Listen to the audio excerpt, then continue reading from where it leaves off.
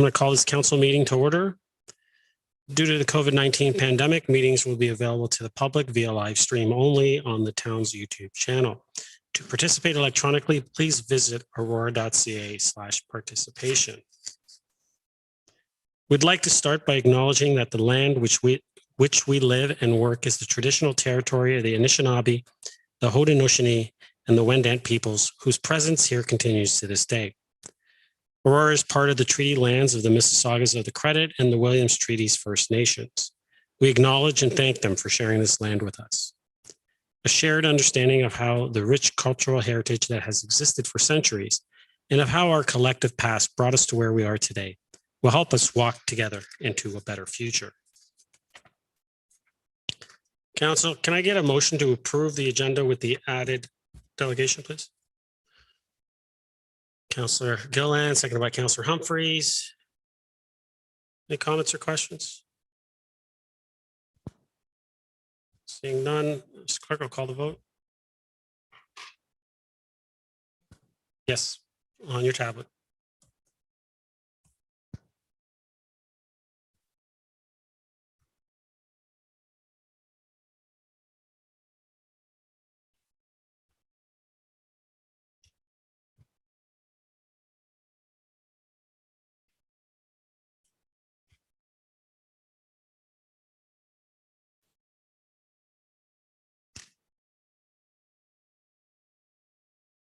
Okay.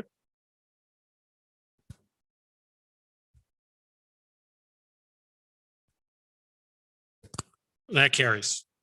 Any declarations of pecuniary interest? Seeing none, we have no community presentations. We do have two delegations. First delegation, 6.1.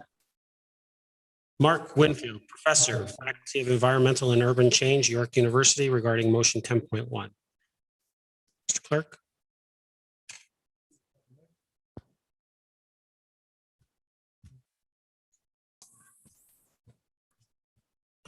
Mr. Winfield, Dr. Winfield, thank you very much for joining us. Evening. You have 5 minutes and the floor is yours. Oh, okay. Thank you very much. Thank Council for the opportunity to speak to you this evening. My name is Mark Winfield. I'm a professor of urban and environmental change at York University, and I'm also a member of the board of directors of a community organization called the Eglinton Park Residents Association in Midtown Toronto. But I want to emphasize I'm speaking tonight in my capacity as an individual, not on behalf of York University as an institution or EPRA for that matter.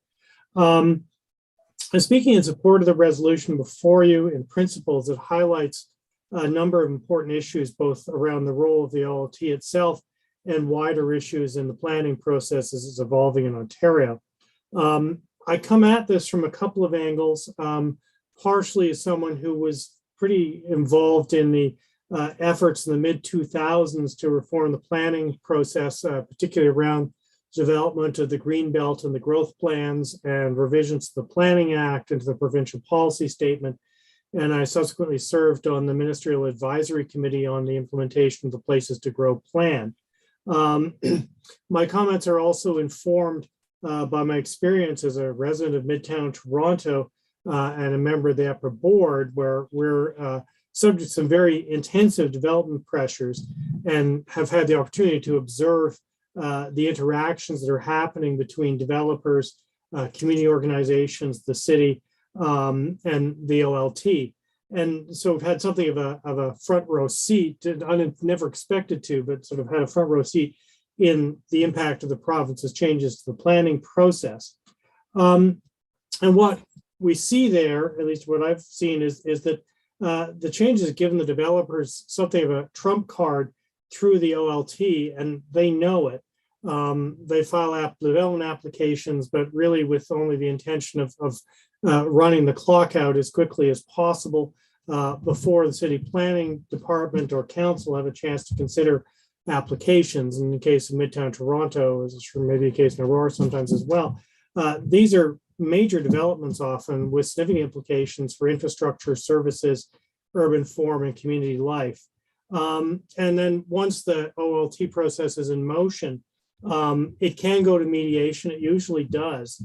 But again, the developers go in knowing they're holding a trump card in the form of the OLT, as does the city and community groups, which again puts the development applicants in a very advantageous position. I mean, all of this means that applications which are very significant and have large implications are never really, planning and council are never really given a proper chance to consider them. And this is even in situations in Midtown where the city and the community groups are basically favorably disposed to quite a bit of intensification, much higher levels than envisioned in the growth plan.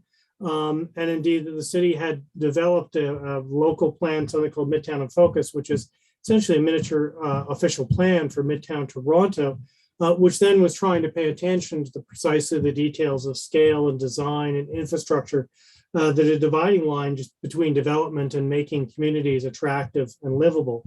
To all of this, I'd have to add a few words about the recent Housing Task Force report, which in my mind would effectively double down on this very developer-friendly model the province has been adopting, further marginalize the role of municipal governments, and really make it virtually impossible for community groups to initiate or participate in the OLT process at all. In that context, I'm happy to support the motion that's been brought forward by the mayor, as it sends a message there are serious problems around the role of the OLT in the planning process more generally. And major reform, I think, of a quite different character from what's being proposed by the Housing Task Force is needed. Councils need to have the power to make their own decisions about the form, shape, and pace of development through a transparent, rules and evidence-based planning process. And Queen's Park needs to speak through policy, and that needs to emphasize the need for compact, affordable, and complete communities, the establishment of the required infrastructures before development proceeds, and the protection of prime agricultural and natural heritage lands. I've also argued that renewed attention needs to be given to shorelines, valleys, and other areas that are at risk of flooding in the context of a changing climate. I mean, there are debates about the role of the OLT and its predecessor, the OMB, and about whether there is some mechanism needed to enforce the planning rules the province sets through the PPS and the Greenbelt Plan and the Growth Plan. But if there is to be one, it needs to be one that needs to bring significant planning expertise to the table, as opposed to simply giving developers whatever they ask for, which seems to be what the OLT's role has become. If we don't go to abolition, then certainly major reform in the process is needed to make sure that councils are given reasonable timeframes to consider development proposals before developers can go to the OLT. One might want to consider returning to the model that was present for a while, where if things do go to the tribunal, that if the tribunal finds negatively on what council has done, then it's referred back to council for reconsideration, as opposed to simply letting the OLT have the final word. And I would argue we need stronger, not weaker, mechanisms for community participation. And I think my time is probably close to done, so I'll end on that note. It is, Dr. Winfield. Thank you very much. I was going to ask you to wrap it up, but thank you. Thank you. Right, Council. Can I get a motion to receive and refer to item 10.1? Councillor Humphrey, second by Councillor Thompson. Any comments or questions for the delegate? Councillor Gallo? Mr. Winfield, and I really appreciate your perspective. I just had one quick question. The motion also speaks to attainable housing, and I'm not sure if this is within your expertise or not. But do you have any viewpoints on that? Sorry. That's okay. Go ahead, Mr. Winfield. Yeah, I'm just looking at attainable or affordable. I'm looking. Just need to check the wording here. I think. That the problem here, I mean, there's a convergence of forces at work here, but the argument I've made in terms of affordability and livability in various places in the last, I've never intended to be, but it seems to be the role I've fallen into, is that simply giving developers free rein is not going to get us there. How we get to affordability and livability is through planning.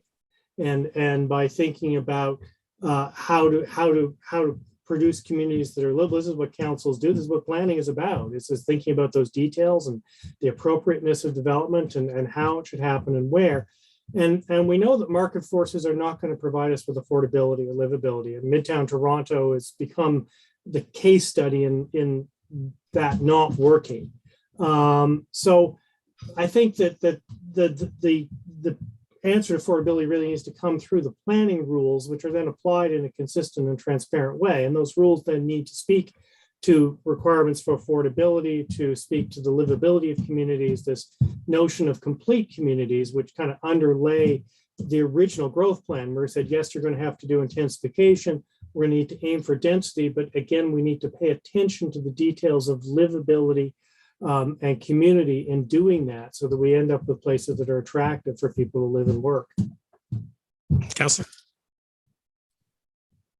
And I don't know enough about Midtown Toronto, specifically whether the developers, if the OLT sided with the developer, had more to do with, density, height, number of units, as opposed to, I don't know how strong of a link it is to affordable housing. I wish I could draw a straight line there. I just don't know enough to be able to determine that. If we move forward with this, does it really help affordable housing? Ultimately, is the question.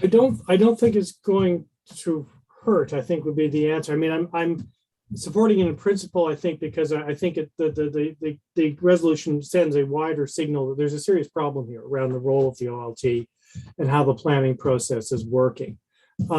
There are debates about, will you get to affordability without the oversight of some kind of a body? Because there have been arguments that councils won't necessarily approve affordability, or there's been back and forth about that.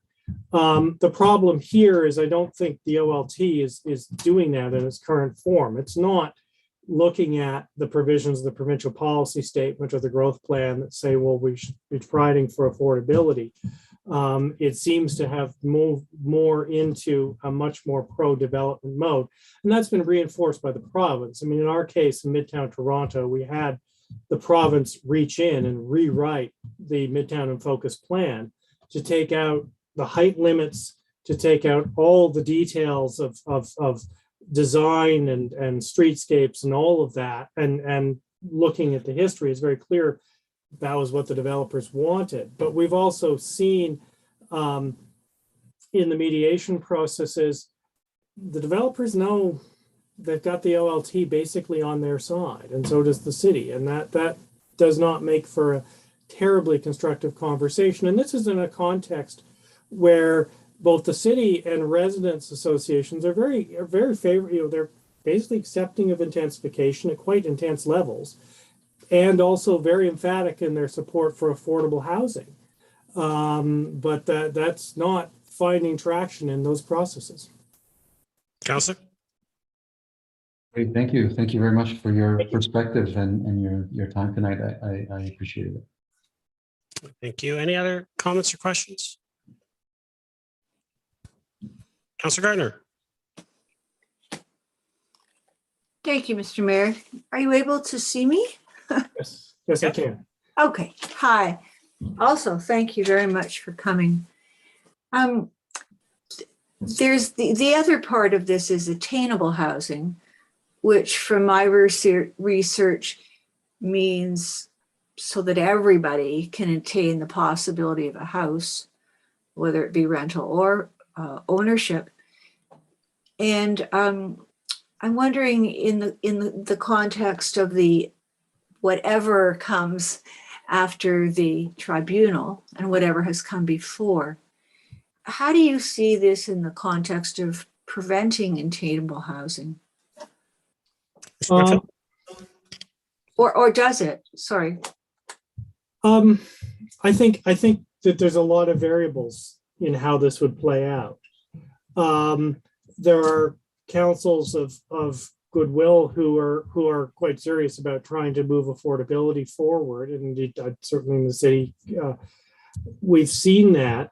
But that in the kind of no rules environment that we've ended up in, we've actually seen losses of affordable housing quite significant losses. And that's into condominium development, for example, which is definitely not very attainable for, certainly of no use to families and sort of limited value to those who are in lower income brackets. I mean, I think at the end of the day, it's preferable that, as I've said before, the province does need to provide direction. It needs to be very clear about the importance of attainability and affordability and livability in its planning direction to municipalities.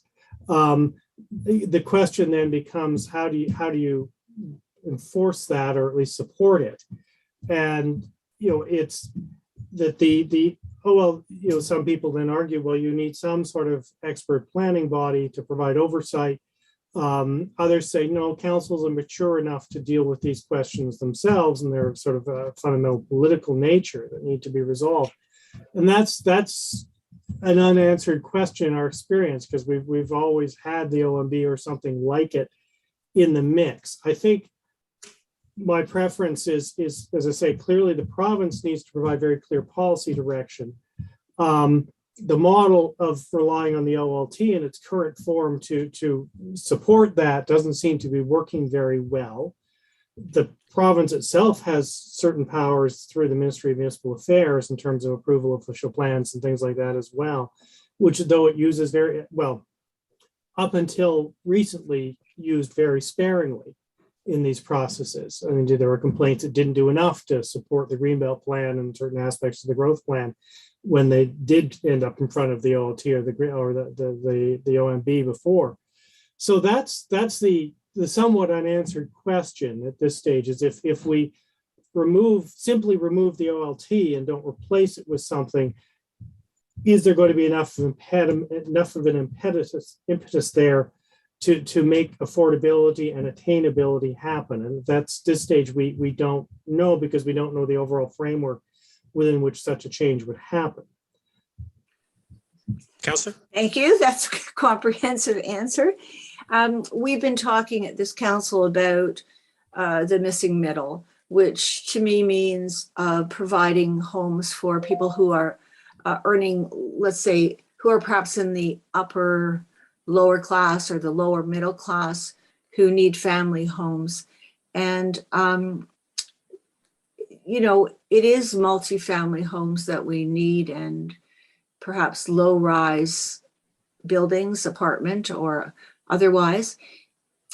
What can we do in our official plans and making them operational through the zoning bylaw to really ensure that attainable housing is attained? I mean, there's a lot of discussion going on about this, and a lot of the discussions focus on this notion of gentle density, that where developments happen or where there are redevelopment opportunities, that we aim for a mix of housing types. Even in our own neighborhood here, we've got a mix of mostly semis, townhouses, fourplexes, sixplexes, walk-up apartments, those sorts of things. And in the main, there's even 8-10 story sort of mid-rise apartments. There's very little, at least in our experience, community resistance to that. So it's a question of it's the community concerns, at least in our experience, has been more that the gentle density becomes a Trojan horse for inappropriate development further down the road. That's what really worries people. It's not that we might allow some townhouses here and a walk-up apartment somewhere else and those kinds of things. It's more the concern that the existing community will be completely overwhelmed by allowing this any kind of movement. And that's the part we need to overcome, is to say, look, this is going to be something which is going to be of a scale and capacity, and livability compatible with the existing communities as well. I think is the key to moving that kind of thing forward. And that needs to be something that needs to be spoken to in official plans and identify areas where these kinds of gentler intensifications can happen without major disruptions to the existing communities, because that's just going to prompt all kinds of resistance. Thank you. And that that gentle density, it's from what I understand, it's just coach houses and, duplexes and maybe threplexes. It can be all kinds of things. I would. Okay. our own Okay. neighborhood around- Okay. It So can be walk-ups. It can be, semis, sixplexes, whatever, a whole mixture of different possibilities. So we could, and could we actually put that directive into our official plan and then make it operational through zoning bylaws? I think you can. I mean, there's nothing, to my knowledge, in the provincial policy statement, for example, that would resist that. And indeed, the growth plan pushes in the direction of intensification and greater density anyway. So I would think, consistent with certainly with provincial policy and with the municipality's zoning powers, to put things into the official plan and then into the zoning bylaws to operationalize that these sorts of things can be done in these locations. Thank you. And we could just be quite specific about that in our OP. As I understand, yes. Okay, thanks. In terms of identifying where you want to do this and what sort of locations, and there are all kinds of possibilities in terms of former, older suburban business parks, even, and things like that can be candidates for all kinds of interesting redevelopment as well. Thank you very much. Thank you for coming. Thank you, Councillor. Councillor Thompson? And thank you, Mr. Winfield, for being here this evening. And I just, over the years, I've had an opportunity to speak to my colleagues with other municipalities. And one of the common sentiments when it comes to discussions around OMB and now OLT is that, the feeling amongst municipalities is that they know what's best for the community. Members of council and the residents know what kind of community they want to build and what they're looking to do and develop. And the challenge, of course, is that the OMB and OLT, it seems like they make decisions strictly based on a planning principle. And yet when decisions are being made at the municipal level, we take into consideration other factors, social factors, quality of life, sort of that complete community factor.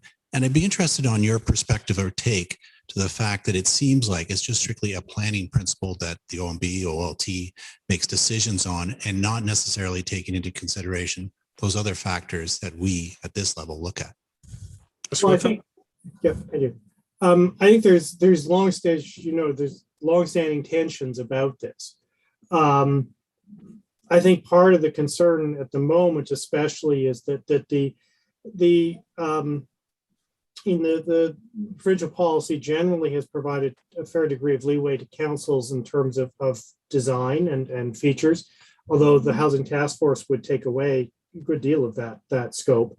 And there's part of the critique at the moment of both the OMB and the OLT is they're not necessarily expert planning bodies as they're supposed to be, that are looking at the provincial rules, but then looking at their application in the context of the situation of specific municipalities.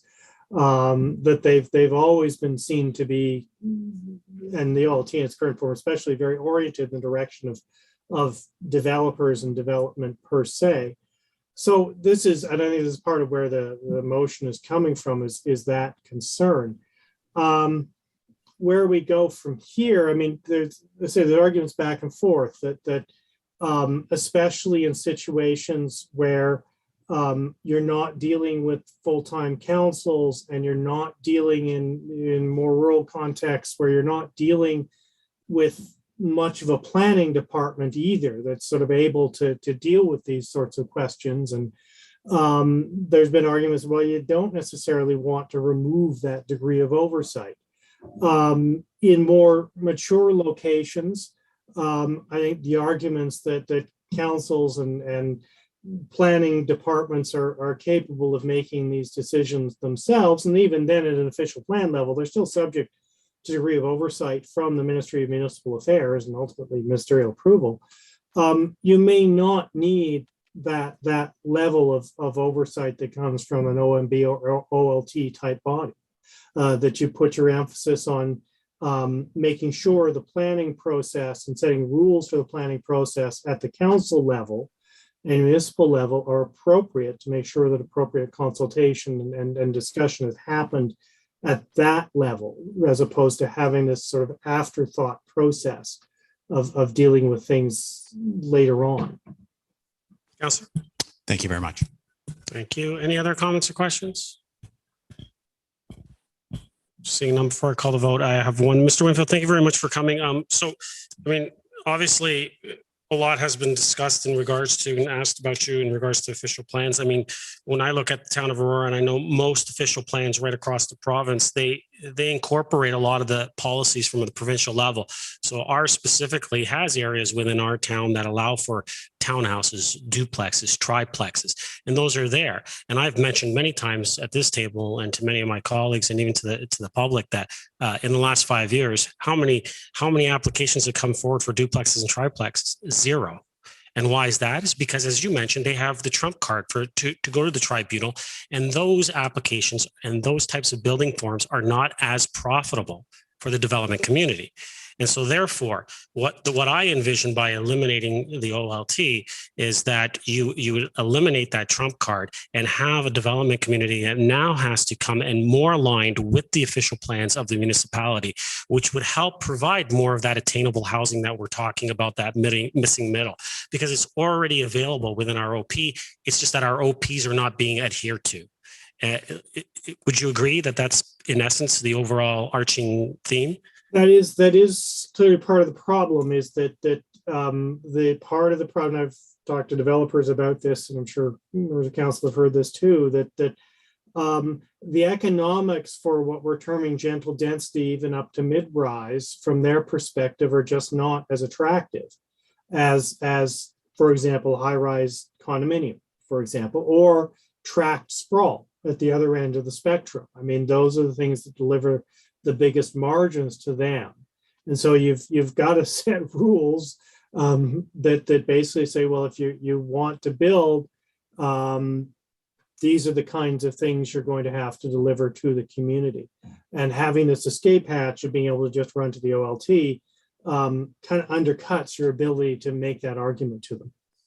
Absolutely. Well, thank you very much. And once again, thank you very much for coming out this evening. We really do appreciate your thoughts and your knowledge in regards to this issue. So thank you. And I look forward to having some more conversations with you on the phone as well. So thank you very much, Mr. Winfield. Thank you.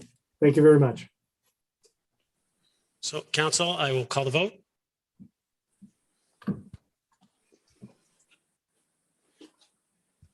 Oh.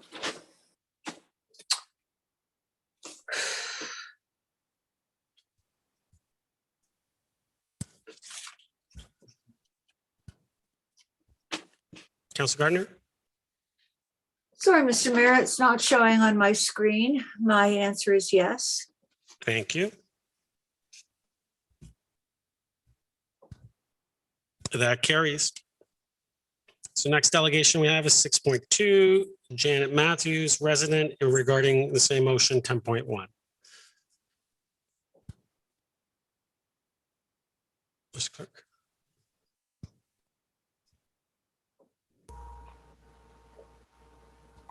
Janet, are you there?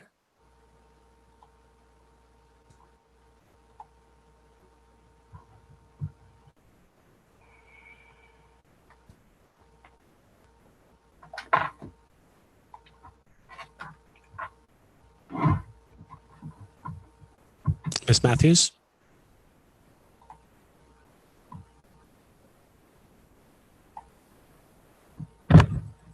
Oh, there we go. Hello, Ms. Matthews, how are you? Can you hear me? Can you hear me? I can hear you. Can you hear me? I guess you can't hear me.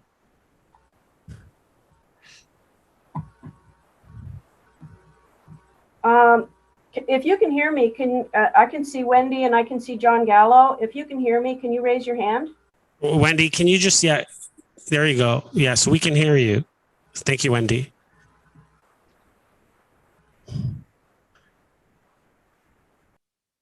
Mr. Clerk, I don't think we'll be able to ask questions, but if Ms. Matthews realizes we can hear her. Oh, she's on mute now. Oh, there we go. Can you hear me now? Yes. Yes. Yes, we can hear you. Can anybody hear me? Yes. Yes. Okay, thank you. Samantha tells me that you can hear me.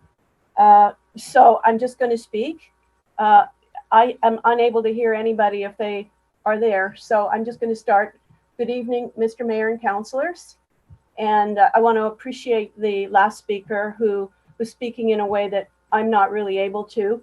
I'm going to speak directly to the motion that you're considering tonight to dissolve the OLT, the Ontario Land Tribunal, which of course we know is simply a new incarnation of the old Ontario Municipal Board.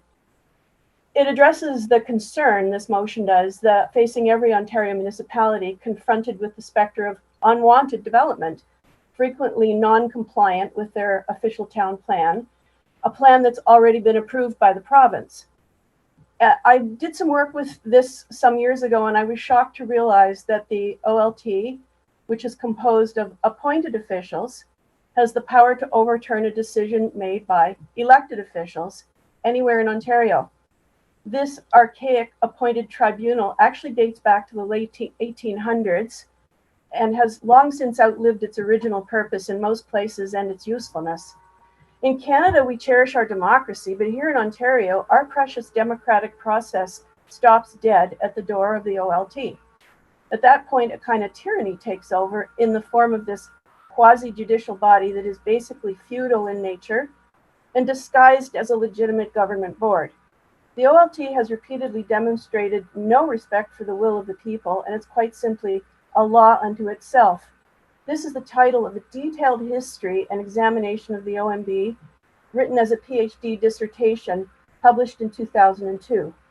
The OLT today is identical in every way to the former OMB, so every bit of research and conclusion that the author, John G. Chipman, presents in this accurate expose still applies.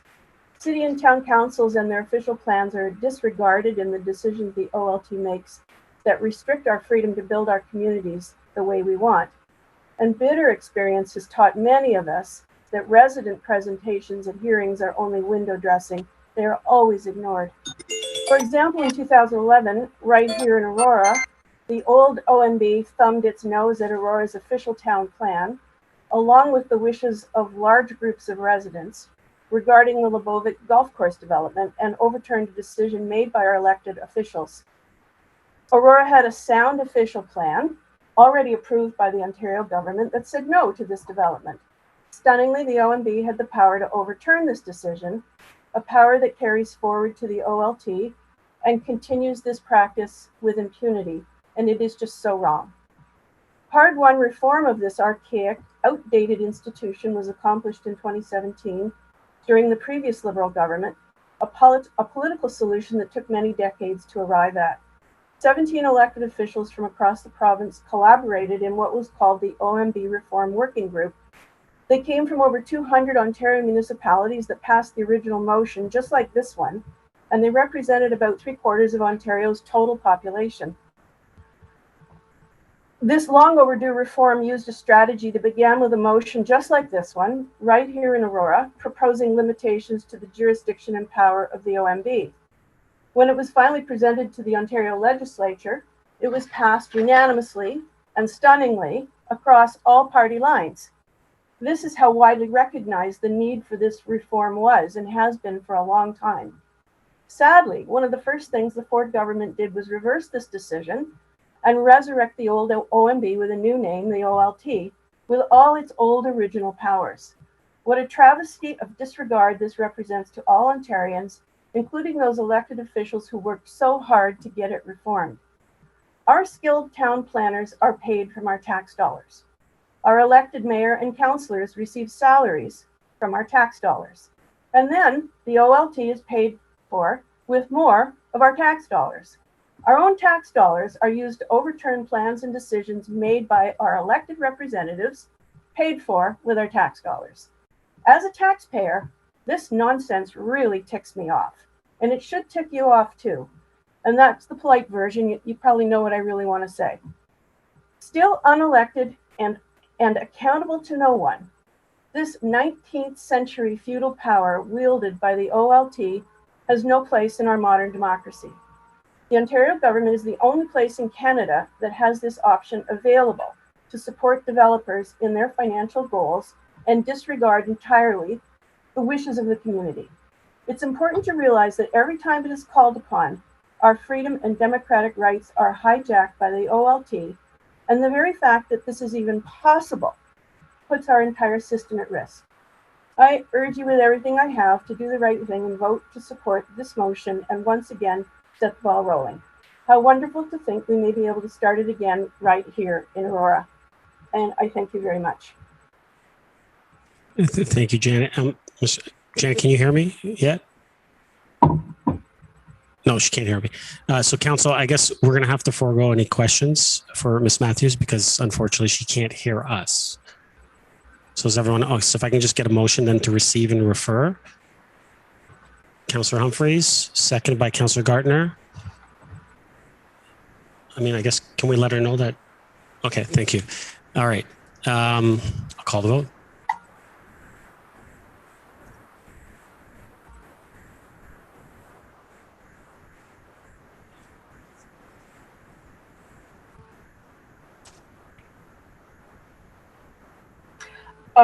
Can you hear me on this? Janet, can you hear me? Can you hear me, Tom? I can Sorry, hear can you. you hear me, Mary Maracus? I can hear you. Can you hear me now? No. Wendy, or sorry, Councillor Gardner. I'm here. Can you hear me?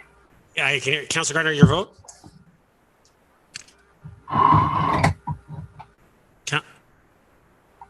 Councillor Gardner, your vote. Can you hear me? My apology. Great. I mean, yes. I can hear you. Yes. Can you hear me? Thank I can you. hear you. Yeah, we can all hear her, Councillor Gardner. She can't hear us, unfortunately. That carries. So if we'll thank Ms. Matthews through email and let her know that her delegation was received and we all heard it. So we'll let her know that. So and we'll thank her very much for coming out this evening. So council, with that, we'll move to consent agenda. There are 4 items on the consent agenda.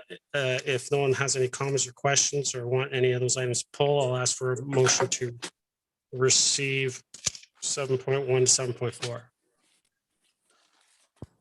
Councillor Gilliland, second. Councillor Thompson. Call the vote, Mr. Clerk.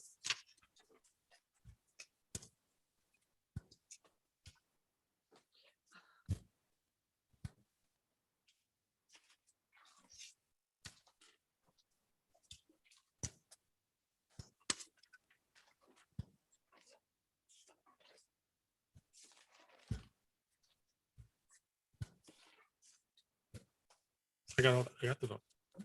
Vote came out. Oh, it's good. We're good. That carries. So next we'll move to standing committee reports.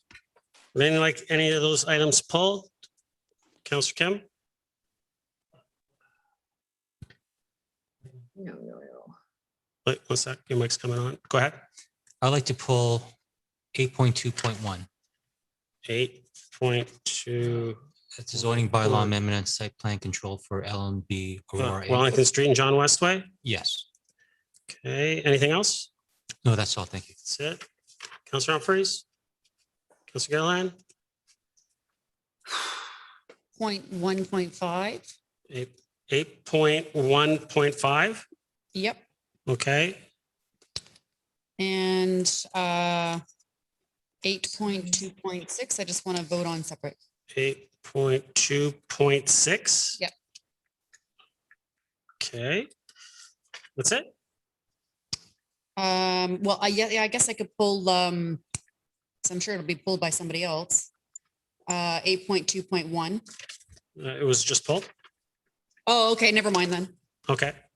That's it. Yep. Councillor Gardner? Thank you. 8.1.5. Pulled already? That's Sark Gymnasium. Yep, that's been pulled. Yeah, and 8.2.1 was done, right? Yep, that one's been pulled as well. And 8.2.2. 8.2.2. Okay. Thanks. You're welcome. Anyone else? Councillor Gallo? Anything? Councillor Thompson? No. Okay, could I get a motion to approve all items in the standing committee reports minus 8.1.5, 8.2.1, 8.2.2, and 8.2.6? Someone like to move that? Councillor Thompson, second by Councillor Gilliland. Call a vote.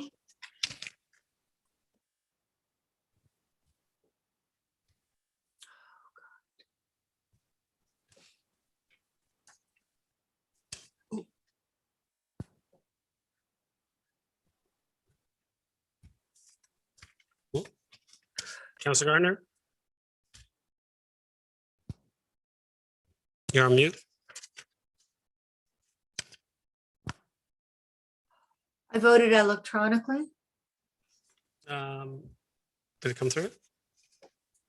It just came through. Thank you. Thanks. That carries. Council will start with 8.1.5. Councillor Gilliland, you pulled that one. That's the Sark Gymnasium. Would you like to move the recommendation? Hello? Yeah, I'd like to move the recommendation. Thank you. Can I get a seconder? Councillor Thompson, thank you. Go ahead, Councillor Gilliland. Thank you. Through you, Mr. Mayor, to Ms. McDougall. I know we had some conversations about possible other locations in town to kind of, I guess, alleviate some of the demand in the community.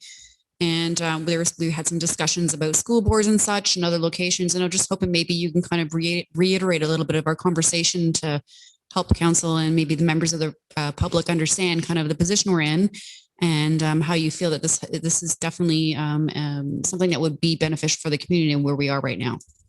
Ms. McDougall. Thank you, through Mr. Mayor. You can hear me today? Yes, we can. Thank you. Certainly, we had a conversation with Councillor Gilliland, and I'm happy to pass that along for the rest as well listening. That the conversation regarding use and the need for a gymnasium, the Sark Gymnasium has been destined, there's two sides to this. It has been destined for a gymnasium since the beginning. Ultimately, as the community has grown, the demand for a recreational gym at that site has continued to grow. Certainly from a multi-use perspective, having the versatility and having the staffing supports already in place at that location to service an added amenity like a gymnasium is beneficial when it comes to a multi-purpose facility versus a standalone, was part of the conversation as an example. That being said, I'm certainly supportive and feel there's enough demand in our community to definitely warrant another gymnasium of a high school size, even if it's single, at the Sark Gymnasium. Noting though, from the sport tourism perspective and the desire of our sports teams to have a tournament site down the road, we acknowledge that land is of concern of where we might even put such a facility. So as noted with Councillor Gilliland, we were talking about the opportunities to consider partnerships with the school boards, which we would certainly be open to considering. We know we have many school boards, both elementary size and high school size gymnasiums in the community. As noted by our manager of recreation services when she delivered the report, there is concerns about that relationship in the past. We've had various permits being bumped and bounced from last minute changes. The school boards needed the space, so they get, the town, potentially our permits or even the community permits get pushed off.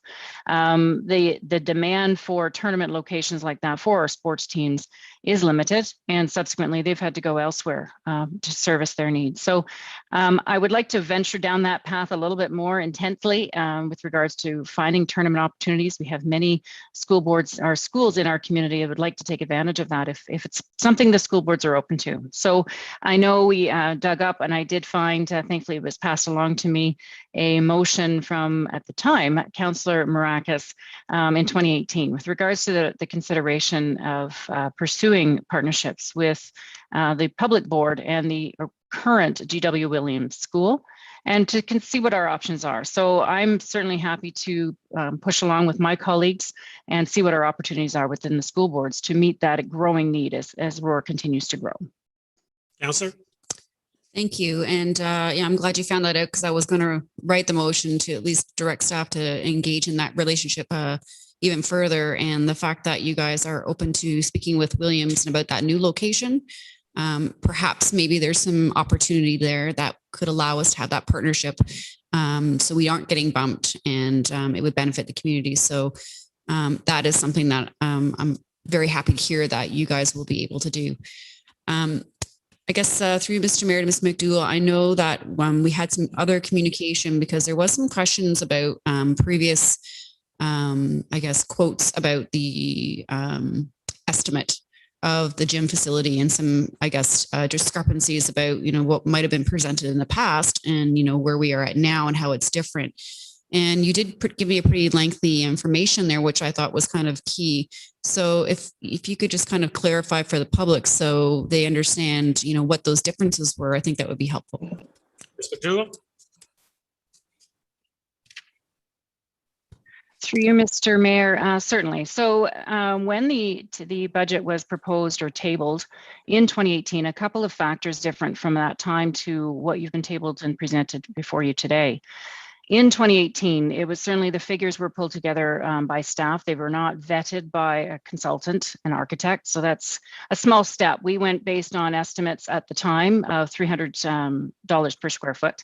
Today, that's another jump. You're seeing today's industry is closer to $500 a square foot.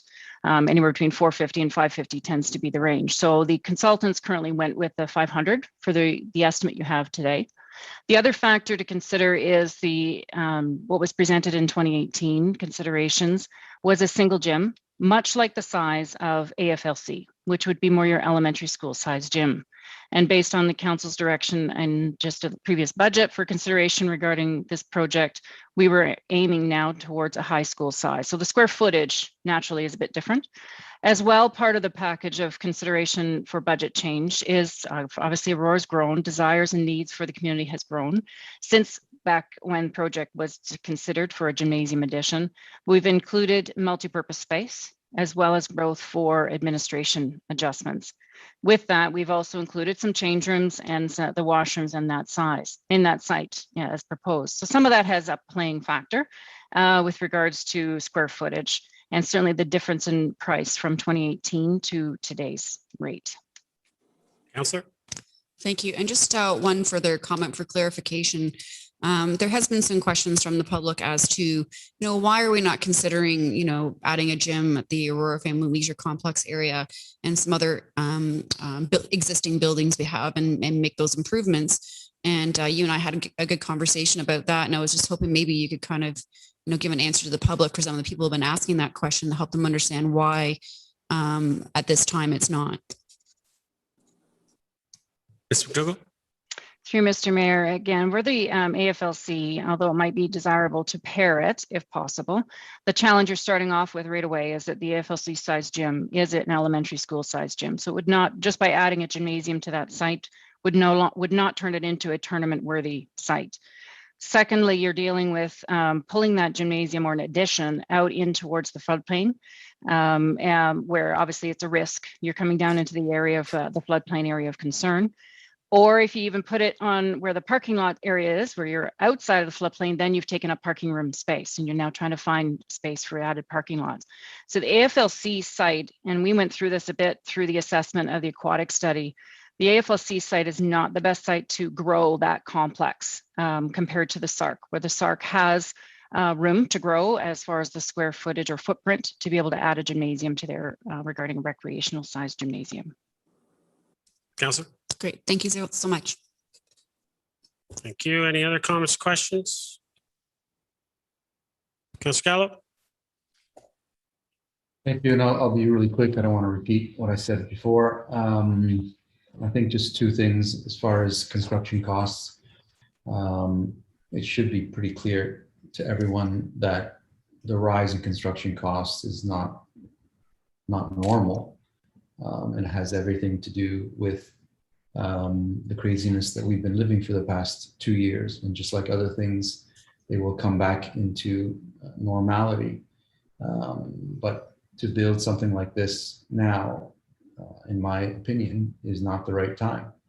And to debt finance it is also not the right strategy. And I'm sure this will move forward, but and I hope I'm wrong, but the history books should show that the timing of this is not right.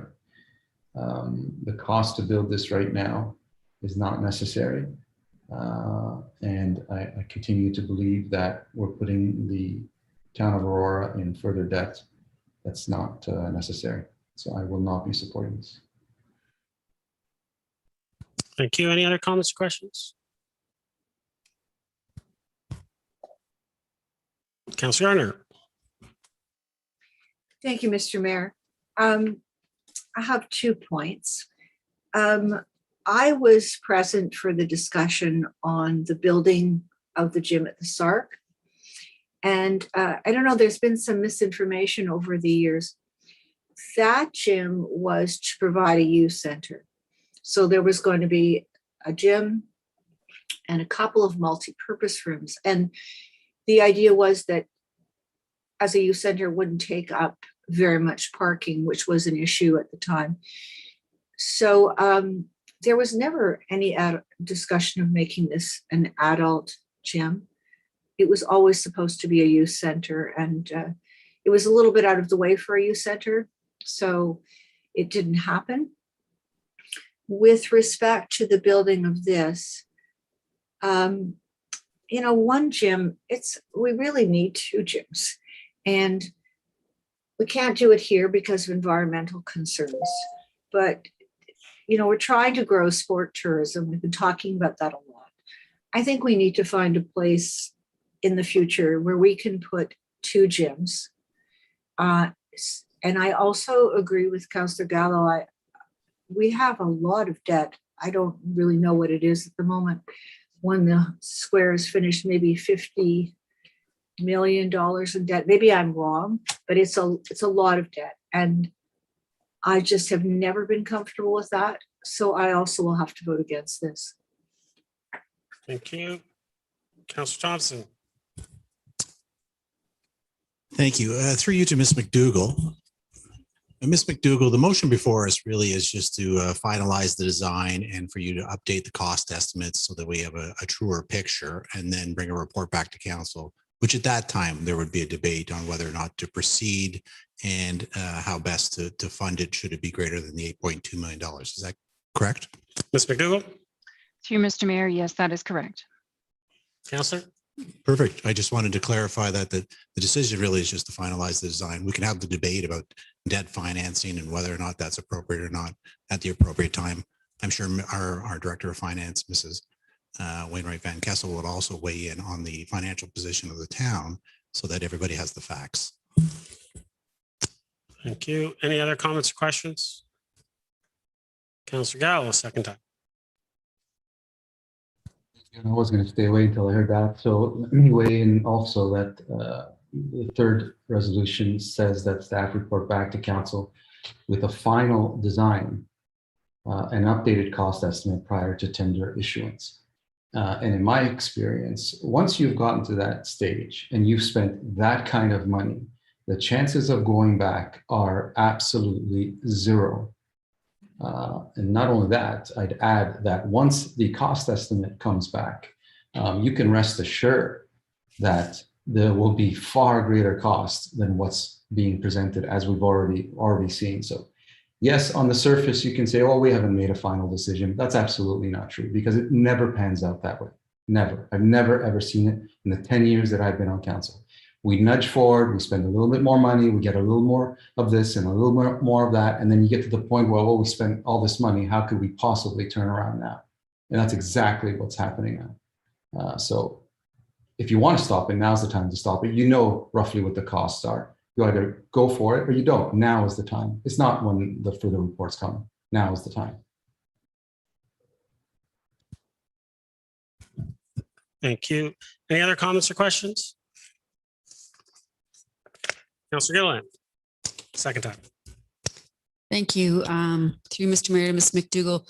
And we had a conversation where we were talking about the demand, and that the last time we had an assessment was from 2016. And, clearly we've had a huge amount of growth within the community since that. And I guess the conversation I was having was about the use of the gym, and are they sitting empty, and do we have gyms that are not serving the public in a way that are, I guess, not useful? And I was kind of surprised by your answer because I think that was some of the sentiment in the community, that feeling that we do have some gyms that are just not built in the way that we needed. But if you could just kind of like touch on that, that would be great to hear. Ms. McDougall? Thank you, through Mr. Mayor. With regards to the gymnasium, obviously, speaking specifically of the AFLC, AFLC's gymnasium is very well utilized by all age groups throughout the day. Certainly prime time hours, after school, evening, weekends, it's very heavily used. In fact, we're getting to a stage where we are turning people away. The town is not able to offer programs. There's just not the space. With regards to the gymnasiums in our school systems, at times there may be some vacancies, but we too are not being accommodated with our programming in the schools. COVID aside, that is certainly something we face. And so with the availability in our schools, we'd like to have a little more tighter relationship with the school boards to be able to be on the inside of how the space is being utilized and ensuring that if there's vacancies in the schools, that they are allocated to where need is arising. We do feel right now that the school boards, based on their structures, they don't have the staffing model in the evening. Cost-wise, they can't accommodate the evening use. And there's a lot of schools in the community that I would hazard a guess there's some of them definitely sitting vacant in the evening time that we could work on. And in particular, our goal in this case, my first would be towards the high schools because of the tournament opportunity in a high school scenario with the usually double or triple gym. Counselor? Thank you. And, understanding that there is this demand, we do have currently DC money that is not fully sitting there, but with the intention of sitting there specifically for this use to meet this demand. Do we not? Ms. McDougall? Through you, Mr. Mayor, actually, I would like to lean to our treasurer, if you don't mind on that. Sure. Ms. Wainwright Van Kessel? Through you, Mr. Mayor. So as part of the approval of the project in the capital budget, we had allocated funds from the DC, but we had to debt finance it to be able to pay for this, as it has a post-period benefit and will be recovered through future DCs. So the funds are not necessarily sitting there now. That's how we manage the timing difference by use of the debt financing. Counselor? Thank you very much. And understanding too that DC charges they do ebb and flow, and it's not unusual for them to come and go as we're planning for our capital assets to meet the needs of the community. So I do understand that. And, there will be some expected costs. Is it a shame that it's costing a lot more now than maybe if we built it later? I agree. But I also feel strongly that we have a demand in the community. Because there was already a motion made about the relationships with the school boards, I did ask Ms. McDougall if she could speak to Dr. G. Williams School and perhaps, go in there and ask if there is additional opportunities, and maybe there's more opportunities beyond what we're doing now. And I think that would really help what we're trying to achieve here. In addition to all that, I think we need to do something for the community with this gym. Clearly, we need some additional space, whether it's for basketball, volleyball, badminton, who knows? There's so many different sports out there now. There's a need. So I'm good with what we've got in front of us today. Thanks. Thank you. Any other Councillor Kim first? Thank you, Mr. Mayor. I do agree that the optics perhaps of going ahead with a project such as this in the next 12 months, people may question the timing. But when it comes to cost pressures, those cost pressures are there constantly year after year. We as members of council, our priority is to provide servicing to residents, and certainly the need for this service, the gymnasium, with 500 to 1,000 new Aurora residents coming in annually, the demand certainly not abating. In terms of the cost pressures, I mean, the biggest cost of a project is labor, wages. Once that has gone up, and the last couple of years, certainly that has risen substantially, that's certainly not going to go down. Commodities, that's a direct influence of supply and demand, and not necessarily the supply chain pressures. So, you might have commodity prices, come down next year, or wages go up a little bit. But there's constant variables that we can't control. And as council, it's not our duty or role to, speculate on when's the best time to go ahead with something.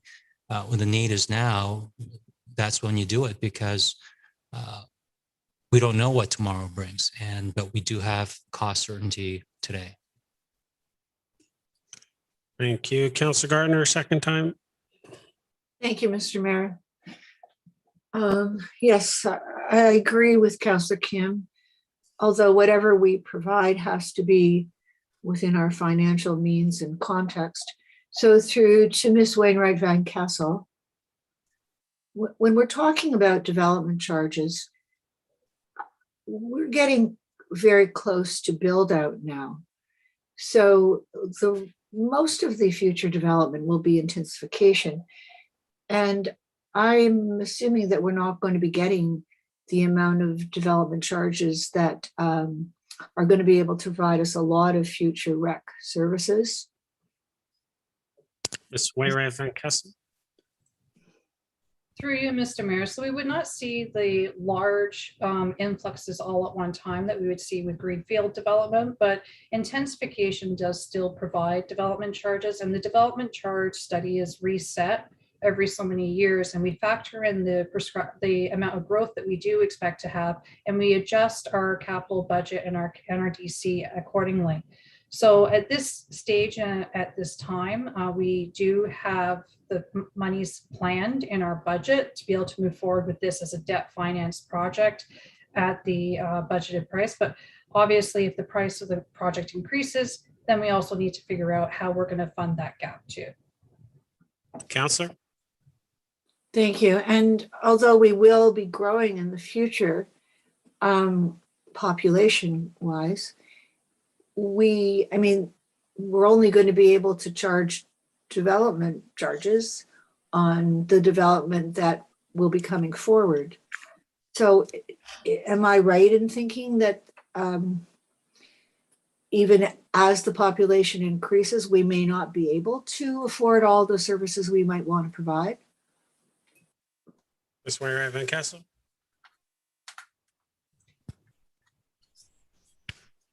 Through you, Mr. Mayor. So it's hard to tell how growth will come and how it will look. And that's why we have to be nimble in our capital planning and adapt to changes as we move forward and adapt our growth plan accordingly. So we do have a number of things that are in our 10-year plan right now, and they may need to get adjusted if the development charges do not come in as soon as we need them. Then we may have to look at how we manage other projects in the future. Councillor. Thank you. This is rhetorical, and that may involve taking on more debt to service our increased population. So again, I just don't feel comfortable voting for this to go to the next stage. Thank you. Thank Councillor you. Edwards.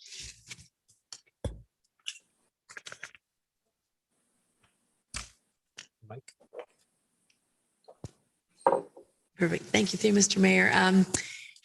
No, I'm in support of this project. We had a community services meeting February 17th.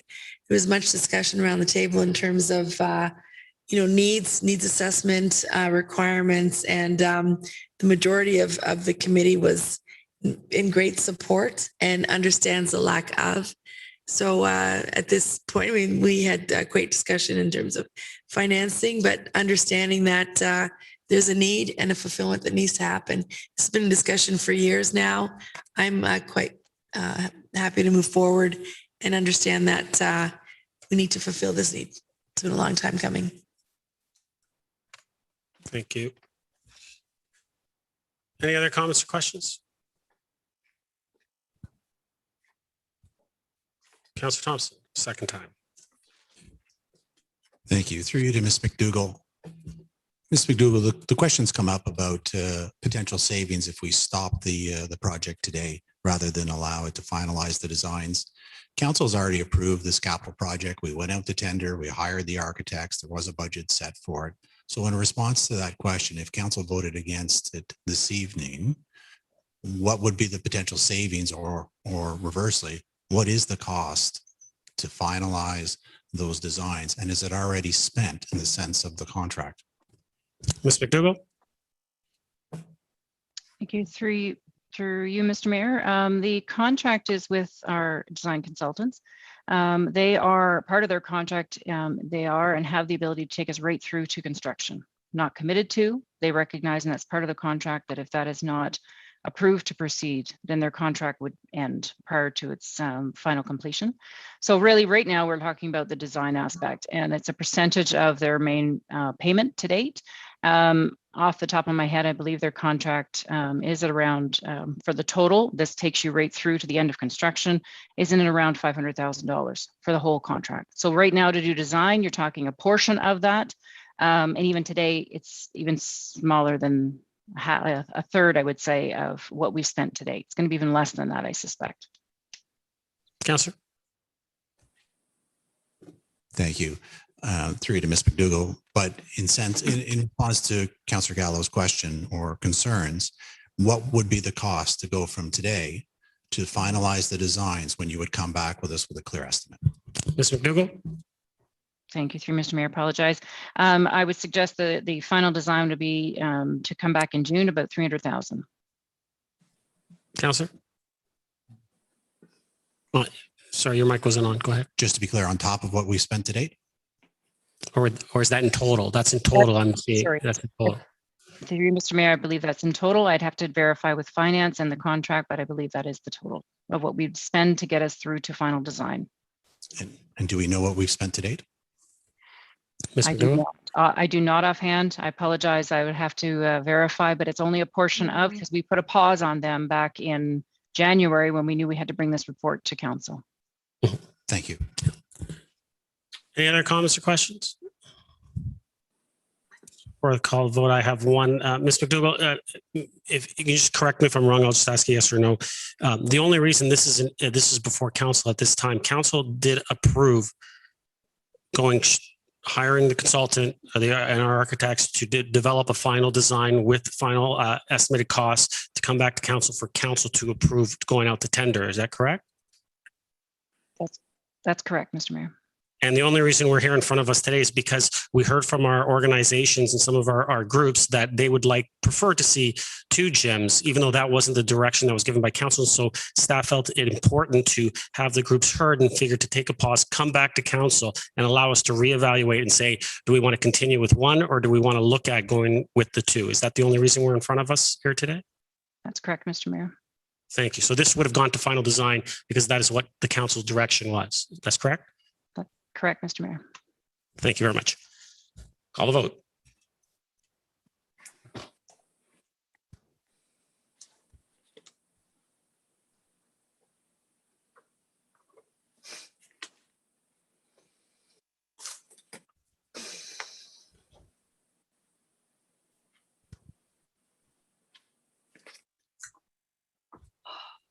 Councilor Gardner? My vote is no. Thank you. That carries. Next, we have 8.2.1. It is Wellington Street and John West Way. Councillor Kim, you pulled this one.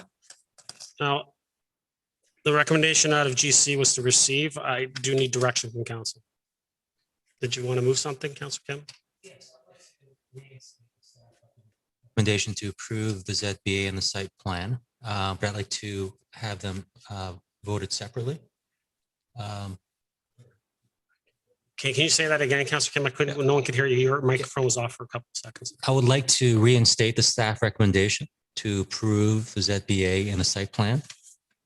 So you would like the original recommendation to be back on the floor?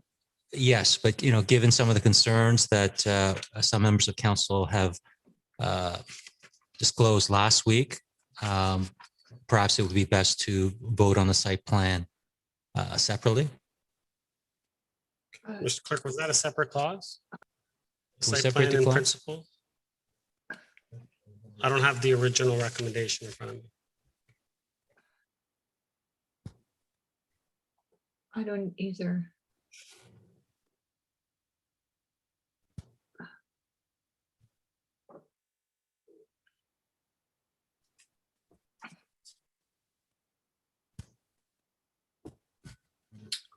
Okay, so what you're saying, Counselor, is you'd like to put the original and then have number 4 separated and voted on separately. Yes. Okay. Is someone like to second that? Counselor Humphries, thank you. Counselor Kim, floor is yours. Thank you. I'm in favor of the project.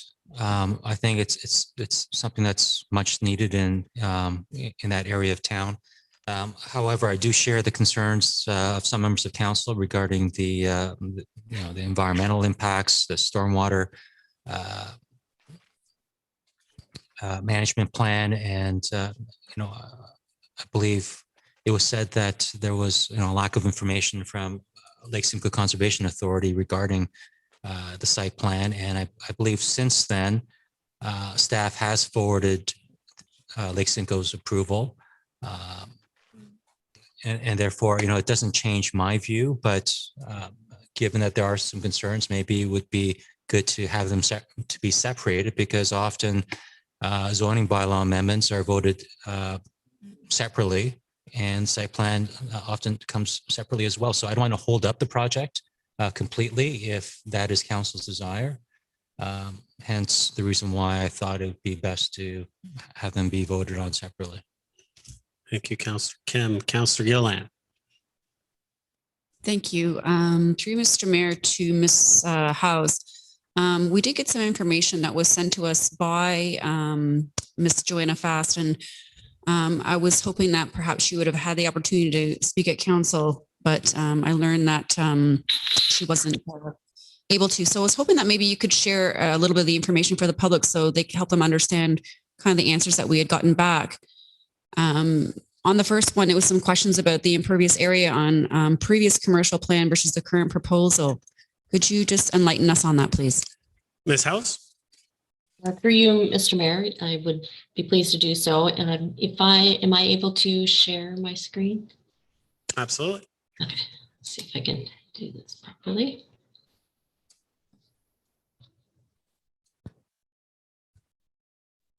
Are you seeing the 2 site plans? Yes, we are. Okay. So what's before you right now on the left side is the 2021 application in front of you for the zoning bylaw amendment. And on the right side is the 2013 approved plan that was to go forward back in 2013 for the previous owners. So what both Ms. Fast from Evans Planning and LSRCA have confirmed. I'll go through a couple of the details, but having this visual in front of you, then you can be able to see it. The first part was on the impervious area, and while it's minor in size, it's about a 0.05 acre, less than the approved plan. And the majority of that comes from, even though it's minor, is really just setting back. There's a difference in parking area and a little bit where the building has been brought forward closer to the corner to address the street. And that is under the urban design guidelines. So that's bringing it forward closer to the corner. So it did reduce the impervious area by a slight amount. Another question that came up was on the cut and fill, the previous commercial plan versus the current proposal.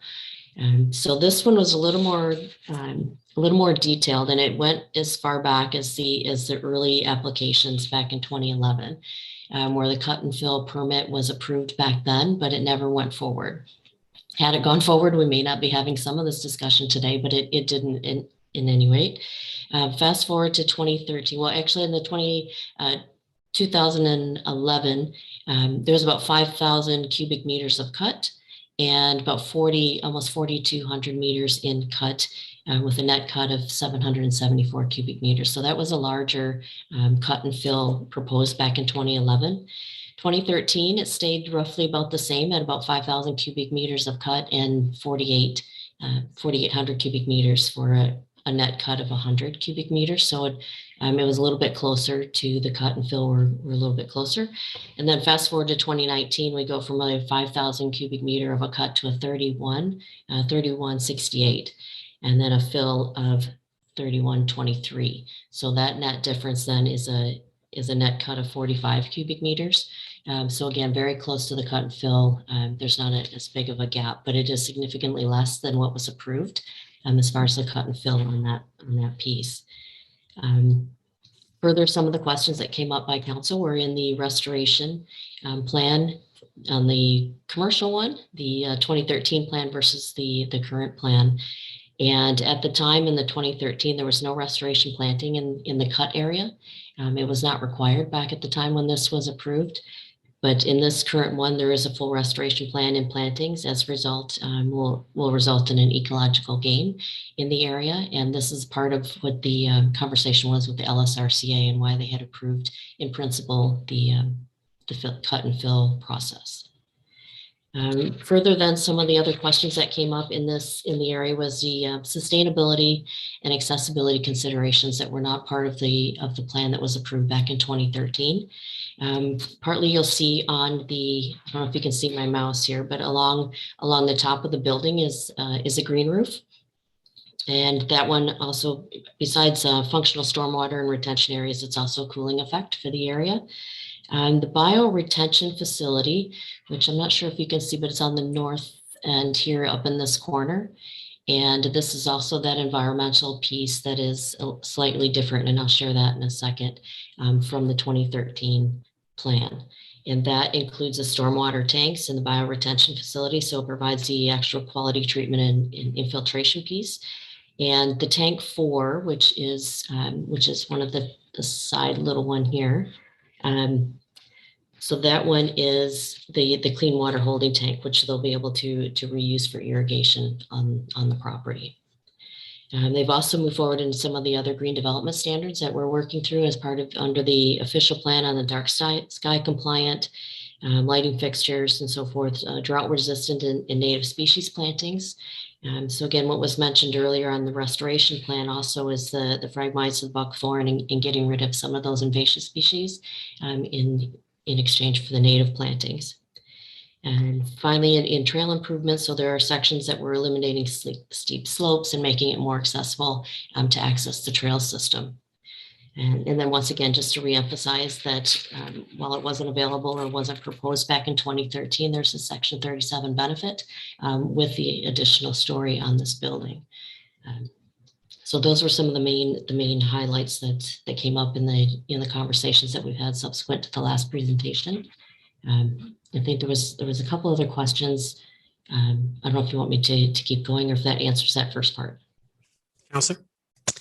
Thank you. No, I really appreciate that. I do think that is a piece of valuable information that we all kind of wanted to know with that comparator, especially with the permeable land surface. I think that's something that's very important. And it's a good thing that we are asking these questions, especially when we're faced with these developments to intensify. So, we're trying to look at all angles and try to make sure we're making the best use of the development space that we have left in Aurora to attain that missing middle.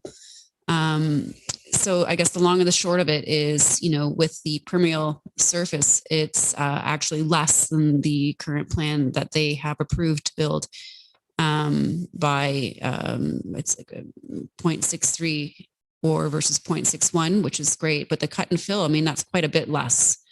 So just close to almost 5,000 meters square versus almost close to 3,200 meters square. So it's phenomenally less.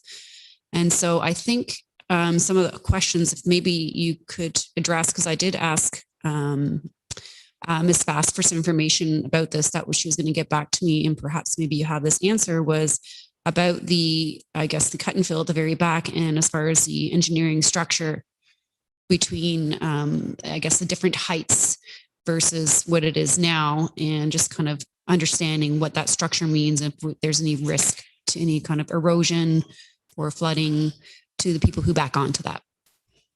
Ms. House? Thank you, Mr. Mayor. I do not have the direct answer from Ms. Fast on that, although those pieces would need to come through LSRCA and the site plan approval. So they'll need to approve that section of it as it comes through site plan. Councilor? Okay, perfect. Thank you. I guess I'll leave that with you. But my last conversation was that they had the approvals through engineering. So I'll just leave that with you with the department. The one thing I did want to add is I did actually ask about the turtle situation. Because I know that, turtles are near and dear to our heart. So I did ask if they wanted to make some comments to that. And I don't mind reading the comment. And from the developer, she said, we can commit to doing further analysis for the turtles. Our ecologist said that the cut area is not really conducive to snapping turtles habitat. The wetlands are not really deep enough, but they said they can certainly look at ways to make it more inviting with basking logs. And the ecologist, in consultation with the town and the LSRCA, can also make recommendations for the timing for the trail improvements, not including during, like, to not do it during the nesting season. And if there was any ways that they could improve the nesting habitat in general in that area is something that they could also do, perhaps maybe within the bonusing that they're proposing. So that was something that they were willing to investigate further and work with. So I was kind of happy to hear that their ears are open and their eyes are open, and I'm glad council's asking all these hard questions, and we're really demanding to see what those comparators are. And I'll leave it at that. So thanks so much. Thank you, Councillor. Any other comments or questions? Councillor Gardner.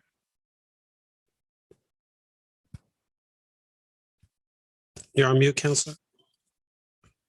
Thank you. And really, the last proposal has nothing to do with this, and this proposal has nothing to do with anything, in my opinion, except how it contravenes our OP.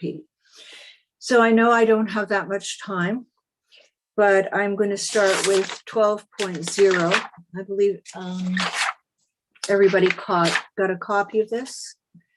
Perhaps not 12.0. So the very first thing, establishing a linked Greenland system, is a priority, and a Greenland system actually is protects areas of environmental and open space from encroachment of urban development. So this area is an area that was designated to be protected under the Greenland system. Go to 12.5, environmental protection designation. This designation and associated policies are designed to identify, protect, and enhance the environmental features and functions that will form a strong and permanent Greenland system. If you look at 12.5.1, nothing is allowed in this designation other than recreation requirements for infrastructure and repair.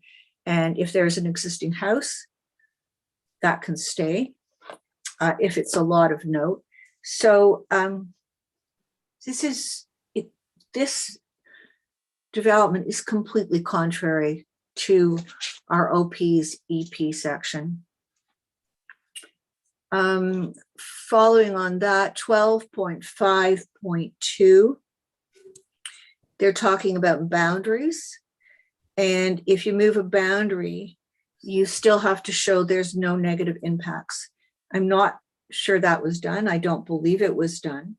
And it also says in D that development or site alteration is not permitted within the EP protection designation, except in relation to the permitted uses that are, and there's many, I hope you read them, but notwithstanding whatever is previous in this section, development or site alteration shall not be permitted within wetlands and habitats of endangered, threatened, or species of special concern.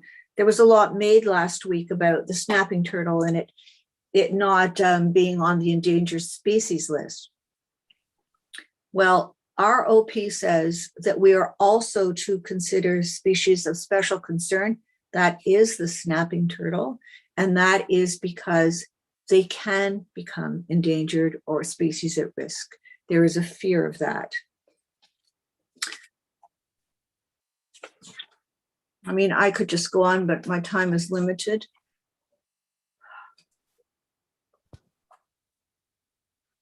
I'm going to go to 12.6.1. This is policies, general environmental protection policies. And it's talking about an application for development or site plan alteration with 120 meters of the environmental protection designation or key natural heritage features or hydrologic features.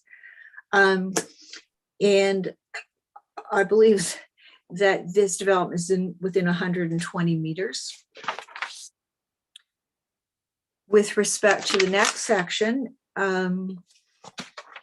it's under, or sorry, this section, it's under C, it's number 3.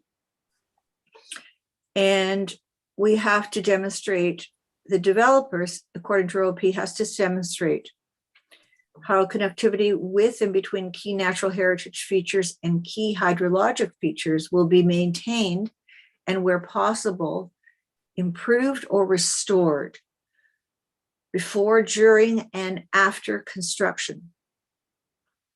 So we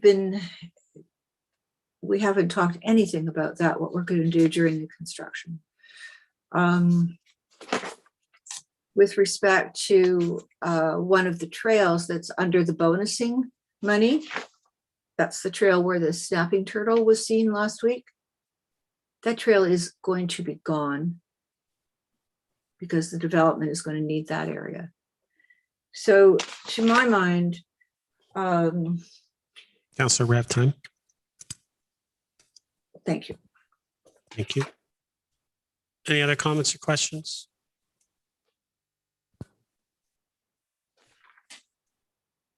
Councillor Gallo?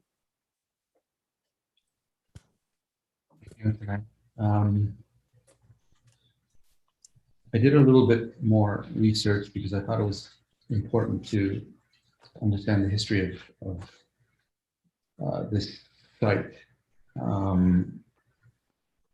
And I know I had said, I believe it was last week, that I had agreed to or approved in 2013, because I was there, the original one. And looking back at the minutes, that actually isn't true. I voted against that original one. But I did want to go through some of the previous reports because the history is important, and to be quite honest, we probably should have had the full history of this site in the report because it's meaningful. On December 11th, 2012, staff had a report before us, and I'll read under the comments section one area.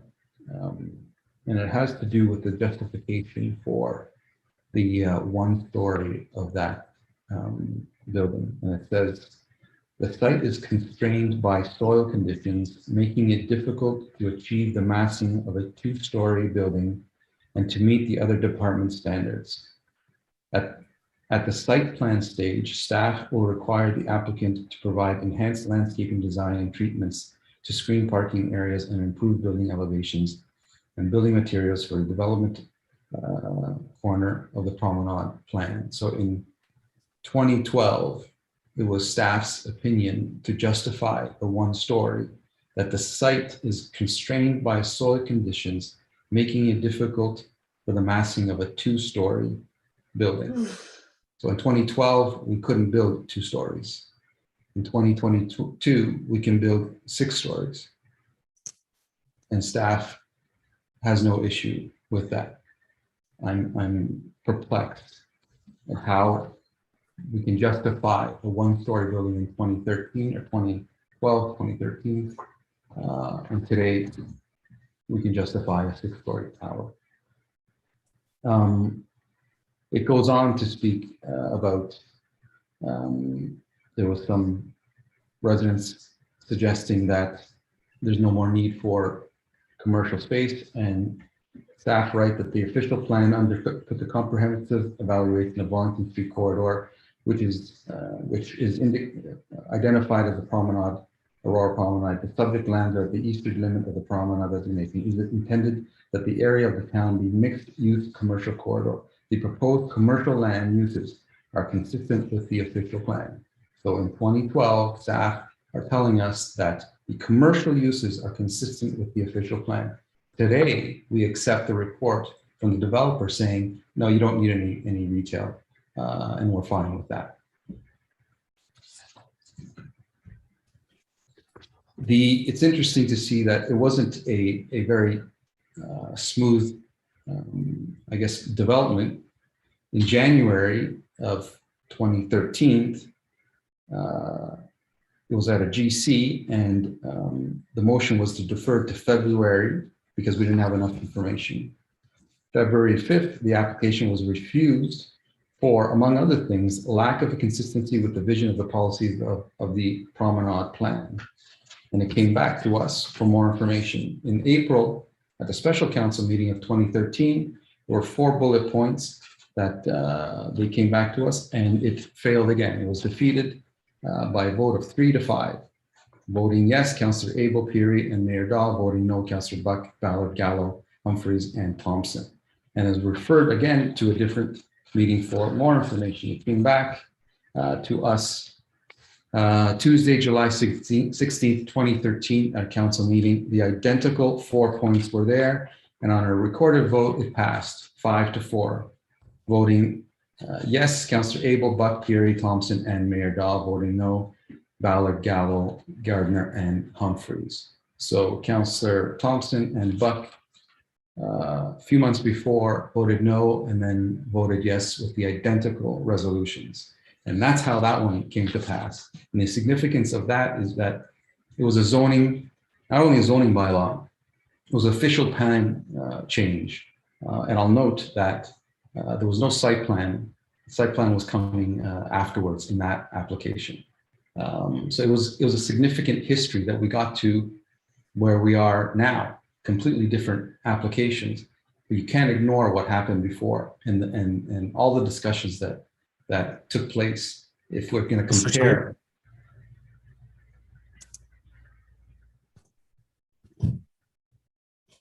Thank you. Councillor Thompson. Thank you. I also took time to look back at the past reports and actually even listen to the audio recording of the meeting itself. And Councillor Gallo is correct. There was considerable debate around it being 2 stories versus 1 stories. Most of the council would have supported the application had it been 2 stories, including Councillor Gallo, but it was only 1. And that was the tipping point. And when I originally voted no against it, I would have liked to have seen 2 stories as well. When it came back to us, that staff report that Councillor Gallo was referring to, where staff said there were serious constraints, it also happened to be the same night we were talking about Centro. And for those on council at that time will remember that Centro had to come back to us to change their plan and put piles into the ground to address the soil conditions. And so, as I said that night, my choice at the end of the day was I'd rather see something there rather than nothing, because I believed at the time, based on the information provided to us, that 1 story was the only thing possible to be built there. And it is true that, I see the report today, and I too feel a little, disappointed that there's such a swing between 2013 and 2022 to say that then you couldn't and today you could. Well, I think, Mayor Maracas asked that question of the developers, I believe at GC, and I think the real reason came out. The economics didn't make sense for the 2 stories because they would have had to do something with respect to the soil constraints to be able to prop it up for 2 stories. And the numbers didn't work for them. And that's unfortunate because that didn't really come out then. It's coming out now. So that's a little bit of the past history. And, if Councillor Gallo would like, I can send him the recording as well. And he can listen to that as well. Through you to Mrs. House. I do have some questions. I too, when I look back at the old reports, one of them talked about an easement on the west side of the property in favor of the town for the connection of the Nokia Trail. And I was just wondering if you could put up the diagram you had earlier, which compares the 2 plans side by side, because I wasn't clear exactly where the easement was and whether or not it's still in place with this current application. Ms. House. Thank you. And through you, Mr. Mayor, I can try to zoom in a little bit here.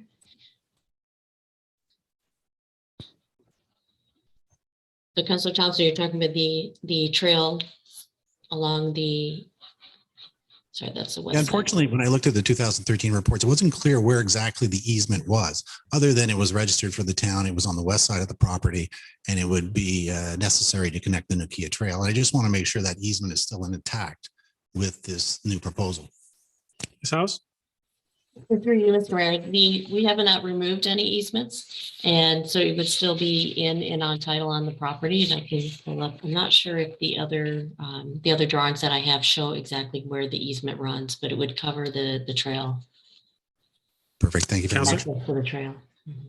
Thank you. And through you to Mrs. House again, just to go back to the EP, Councillor Gardner raises a lot of good concerns with regards to the EP lands. And it is a little confusing going through the reports when I try and compare, what is approved currently through the 2013 process and what they're proposing and what that impact is on the EP land. So has the boundary changed? And if so, could you just go over it again? I know you touched upon it a little bit with regards to the tanks on the north end of the property, but has the environmental protection boundary changed at all from what is approved in 2013 to what is being proposed? Ms. House? Through you, Mr. Mayor. So that looking at side by side, you can see this line on the 2013. I don't know if you can follow my mouse. It kind of runs along the edge of where they have the parking all the way over to John West Way in the trail system. On the 2020 version, again, where you can see my mouse, it kind of goes in a different format. It doesn't go as a smooth line. And I can show you in another diagram if it lets me switch it. Did it switch to the drawing with the red and blue on it? Yep. Yes, okay. Yep. So I'm going to scroll in a little bit here so you can see the difference. So in the 2013, it was the red line was not staked out. So as Ms. Bass mentioned before, that they actually physically went to the site and staked out where the extent of the environmental protection line was, and it moves it in a little bit further and has a very distinct line. And it's a little different than what was proposed in the 2013, where they're looking at the EP area from the parking lot in that spot, but it's also in the north end. Again, where those tanks are up in the upper north corner is primarily where the rest of the EP, where it lays, the development lays outside of that EP zone, which is the reason for the rezone to allow that section. Council? Thank you. That is very helpful because I think it's important to understand that, should this not pass and they choose to go with what is approved, I mean, they could pave over the most of that property and build that one-story commercial building similar to what's across the street. And so I think it's good to just go back and go through those EP because some of it, unfortunately, even with the current plan in place, would be impacted. The other drawings, they were in the plan. Can you see figure 3? Yep. So this was the existing zoning area. And then down here for the residential that they're proposing for the rezone, it follows again that stake line of where, that's why it's kind of a weird, so this is what they're proposing. And this section up here again at the north end is what they wanted to rezone from the environmental area to cover those tanks. Councilor? Thank you. Through you to Mrs. House. Ms. House, has there any been calculation in terms of how much of a land mass in terms of an acreage that shift in boundary represents? Because to some degree, it's reducing the EP boundary. And I'm curious to know how much of a push is it? I don't have the, I'm sorry, through you, Mr. Mayor, I don't have the exact difference. I know Ms. Fast had mentioned it when in her presentation. I didn't note it down. The pieces that we were concerned with were the cut and fill to make sure that that area is sustainable for that. And those were the numbers that we had focused on, but I can follow up with her to get that difference. Some of those numbers she emailed to all of council. Thank you. Mm-hmm. Thank you. Councilor Humphreys? Thank you, Mr. Mayor. And thank you for all the comments around the table. And I do remember the conversation originally, and I did vote against twice, I think, when it came back. One of my major concerns at the time, and Councillor Buck and I had the same thoughts initially, I wasn't pleased with that type of a build. I wasn't happy with the one story. I didn't like the retail, and I thought we had at that time too much of it. I just didn't appreciate the proposal. And yes, concerns about environmental issues, absolutely. I did understand at the end of all that the developer just didn't have the investment behind them to build a larger building of more stories and so on. So again, for me, it was just not appropriate for a gateway coming into Aurora at the east end of town.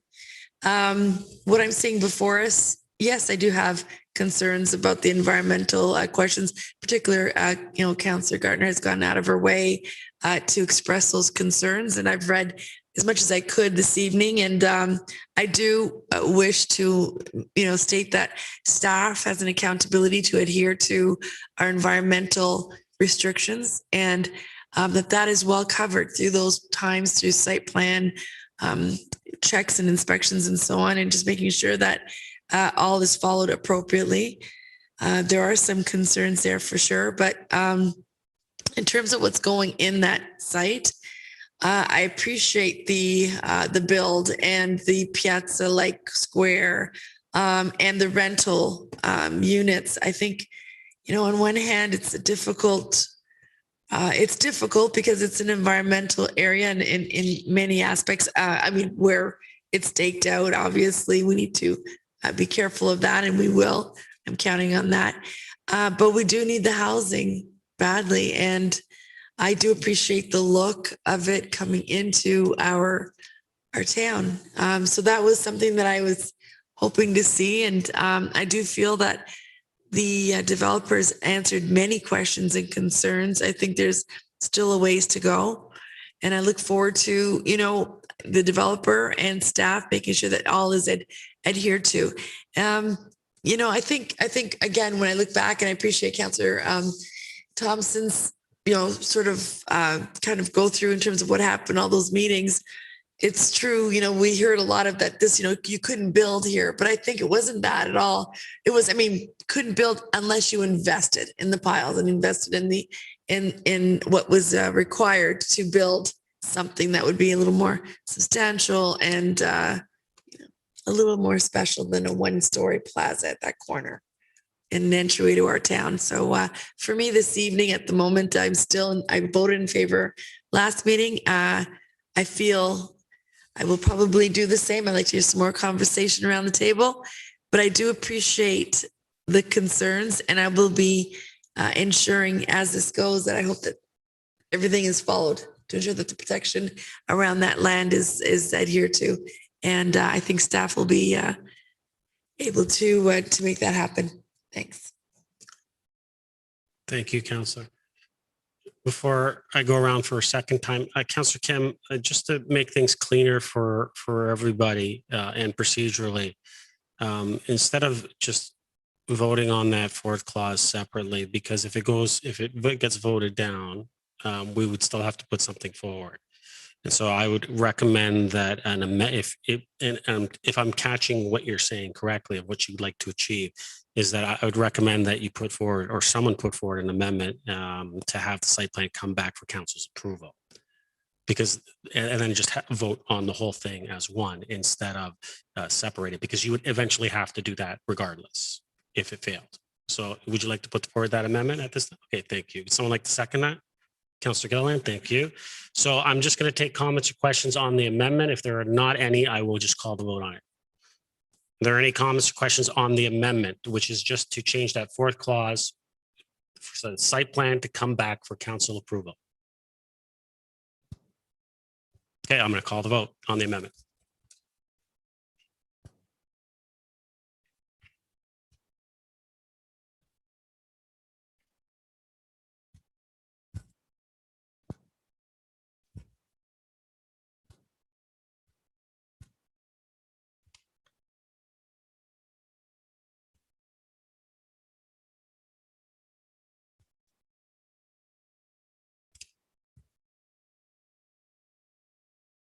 Councillor Gallo, did you get yours in?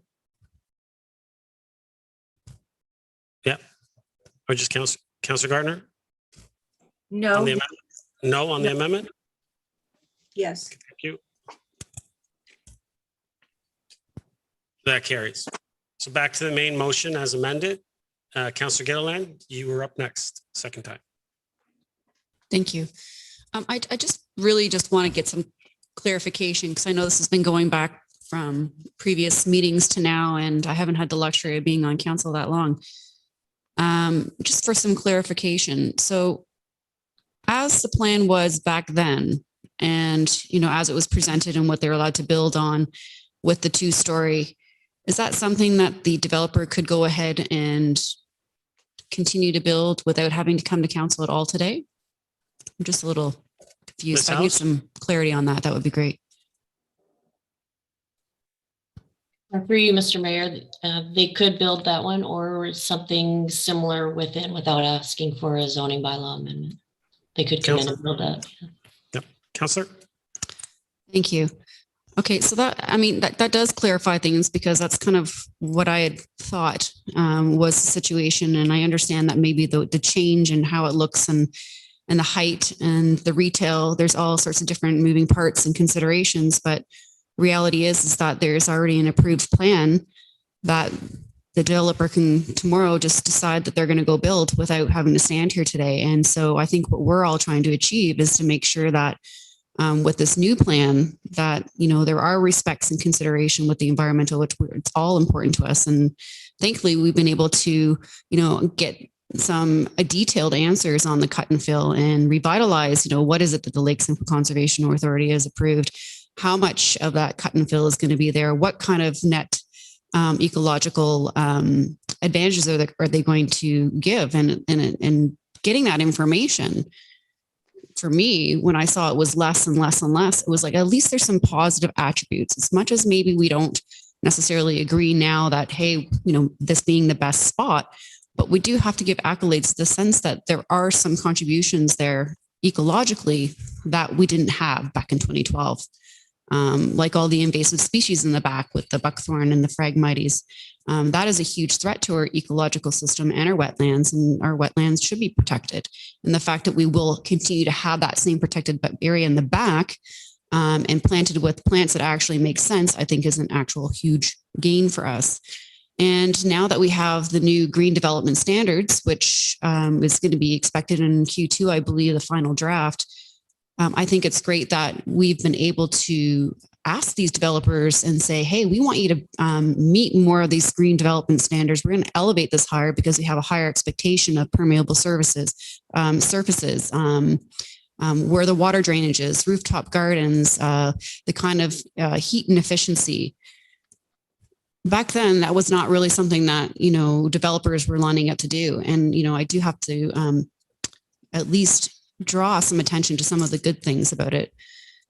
Do we want to have necessarily a 6-story building that's in the specific spot and we're comparing from, you know, 2012 to now? Well, I guess that's a different debate. But right now we've got a plan in front of us within the same kind of footprint. And, you know, yet we had a discussion just not too long ago talking about attainable housing and talking about the missing middle and talking about how we needed some housing for people. And it's the delicate balance. It's a delicate balance for us to find housing that it is affordable. I know some people may argue what that term means, but we are in dire need of rental units as well. And the reality is we have a plan here that accommodates that need. And it accommodates on a piece of property that's already got approved development rights that they could walk away tomorrow and begin building, except to be a 2-story. So I'm just trying to weigh the delicate balance of what we've got before us. And I'm very comfortable with the information that we have gotten back. I am glad to hear that they're also taking consideration of the turtles, which, you know, that was the first that apparently she had seen of that. So they're like, yeah, sure. Let's have these conversations and let's make this something that we can accommodate. And like I said, eyes and ears open to like, okay, like what can we do to make this better? I think there are some negatives and then there's positives, and we have to weigh both. So at this time, I do like the fact that there's been an amendment on there to approve that site plan application, which is great because it allows us to have a second look and be able to have a little bit more input. And I think that's what we want to do, is have a little bit more input to make sure they're doing their job and doing their due diligence. And of course, making sure that we have all these reports back that we all want. and we're going to keep them accountable and seeing that they're doing what we're asking them to do. And I think as council, that's what we're trying to achieve today. Thank you. Any other comments or questions? Councillor Gardner, second time. Thank you, Mr. Mayor. I'll just finish up. We didn't discuss hazard lands yet. 12.6.2. Development shall be directed away from hazardous lands adjacent to rivers and streams. New development and site alteration will generally be prohibited in areas that are subject to flooding. And new development and or site alteration shall comply with the policies in the provincial policy statement. And they do not. I don't have time to go into that. And further, in section 12.6.4b, development and site alteration is not permitted within the habitat of endangered, threatened, or special concerns, snapping turtle species. I'm listening to this conversation and oh, by the way, these are rental units, but we know from St. John's and Bayview, rental units, once a place is built, do not have to stay rental units. They can be converted to condominiums. It's very debatable whether this is affordable. I don't think so. I don't know if you saw the rents. And whatever was in the first plan has no relevance to this. The only relevance is that we have in our official plan environmental protection policies, general environmental policies, hazard land policies. And there is a new section in our OP. It is 2.1b under fundamental principles. It is an objective of the town to ensure that all new development occurs in a manner that protects people and property and prevents social disruption from natural hazards such as flooding and erosion. The public cost or risk to the municipality and its residents resulting from natural hazards should be avoided and minimized. And this is from our new climate change section. I don't know if you were able to see the new slope study. The slope is much steeper. It is going to be a potential problem for the residents to the east and north of here. And something that I found shocking last time, and I still find shocking now, I'm going to read it to you.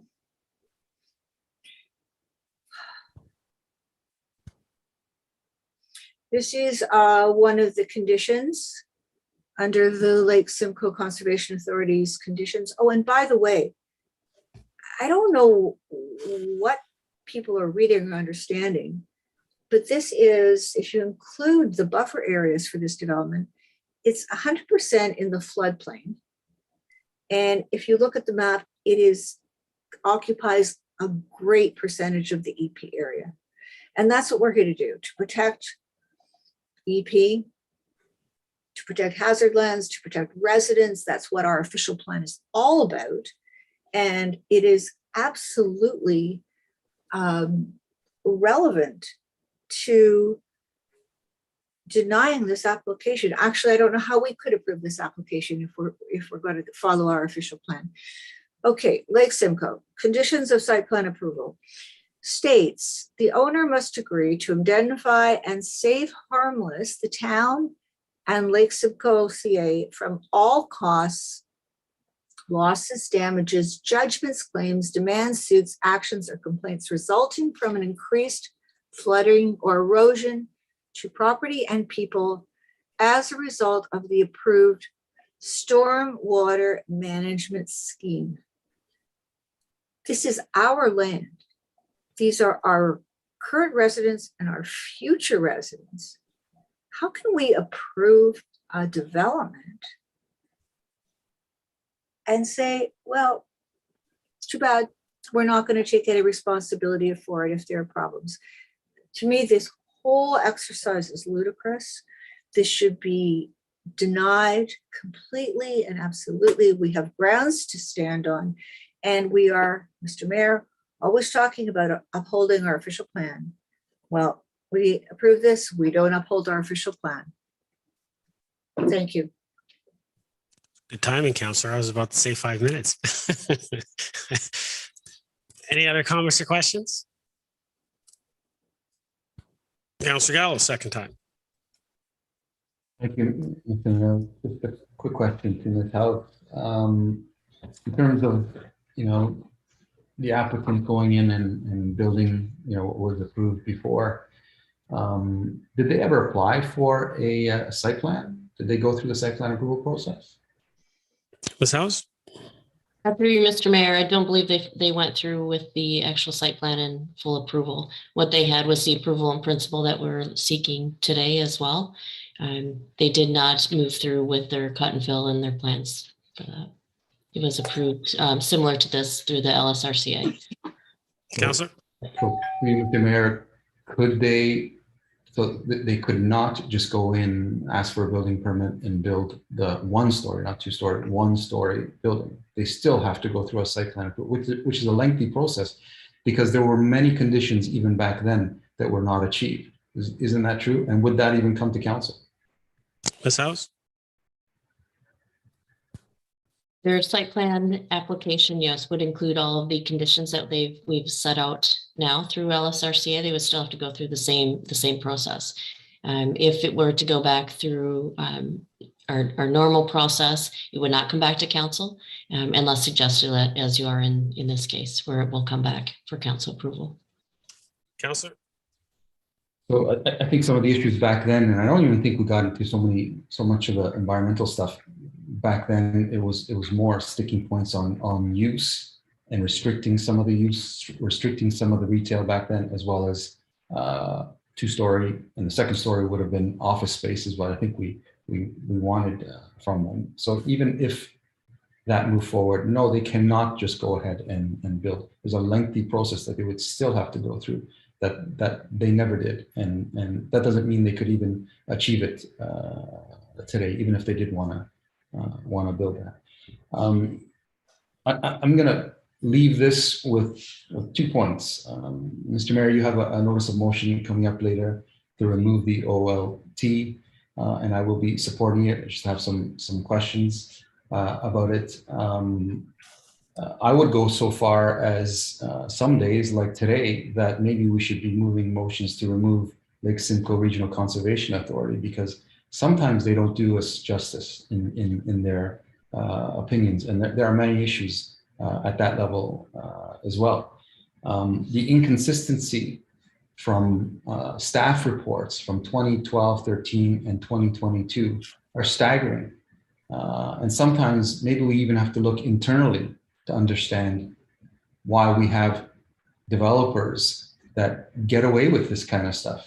Sometimes it's our own fault, and the inconsistency, and quite frankly, well, I'll leave it at that I'm less than impressed by the reports from 2012, 2013, and today. Back then, staff were approving it or asking us to approve it, and today is the same thing.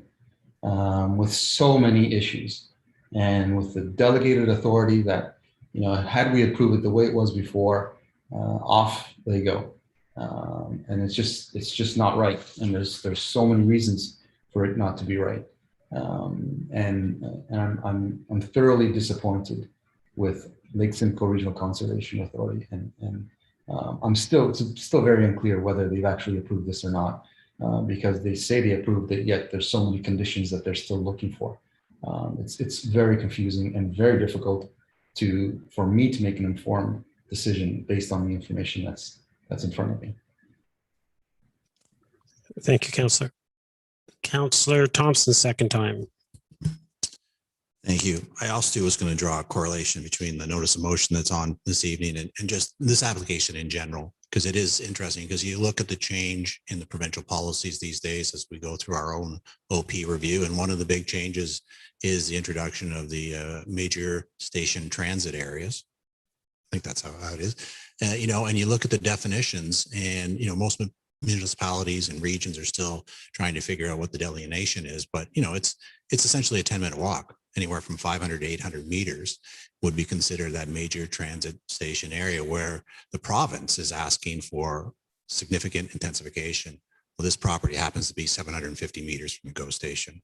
So it'll be interesting as we go through this process and start looking at that aspect of it, how we're able to still uphold our vision for the community, while at the same time making sure that the OOT cannot and developers cannot use things like that to overturn our decisions and put forward a vision for the community that doesn't fit with what we see.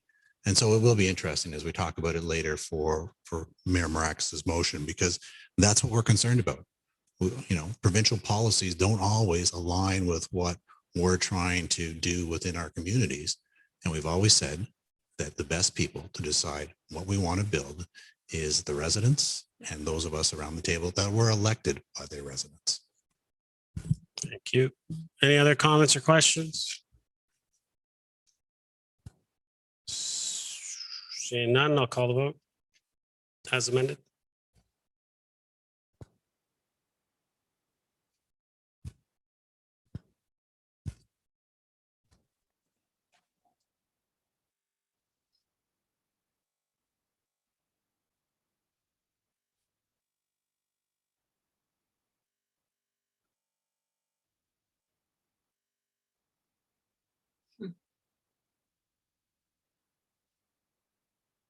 Councillor Gardner.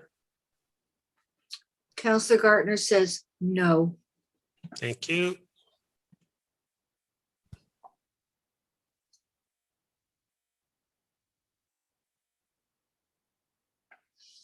That's defeated.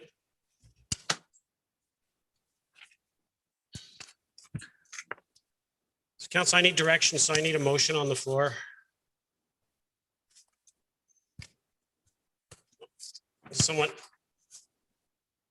Someone have a motion they'd like to put on the floor?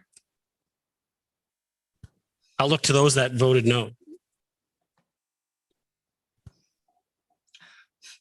Councillor, Councillor, I can give you it. If you want me to give you, I can give it to you. So, but I can't move it because I'm the chair, but I can give you a suggestion that the applications for zoning bylaw amendment and site plan control from LMB Aurora Inc. regarding the northeast quadrant of Wellington Street and John Westway be refused. The proposed development does not conform to the town's official plan for reasons including but not limited to the following. 1, it encroaches on environmental lands as well as the established floodplain. 2, the proposed density is not appropriate for the site. 3, there is a significant adverse impact to invasive species currently inhabiting the site. 4, the outstanding conditions required by the Lake Simcoe Region Conservation Authority create concern for the long-term effects to the surrounding areas. Does that sound good? Happy to move that, Mr. Mayor. You're happy to move that? Okay, Councillor Gallo, seconder. Councillor Gardner, thank you. Councillor Thompson? Thank you. I think we should make sure we cover all bases, obviously, because this will go before the tribunal. I think the other aspect of it that you could argue is that there's no retail, and that should be added to it as well. I have no problem. That could be added. Councillor Gallo, you move that. Councillor Gardner, you second. Is that fine? Adding that one extra item? Thank you, Mr. Mayor. Mr. Mayor, could I think it'd be Yes, good to. for me, yes, Mr. Mayor. Thank you. We're going to get it up on the screen for you, Councillor Gardner, in a second. Thank you.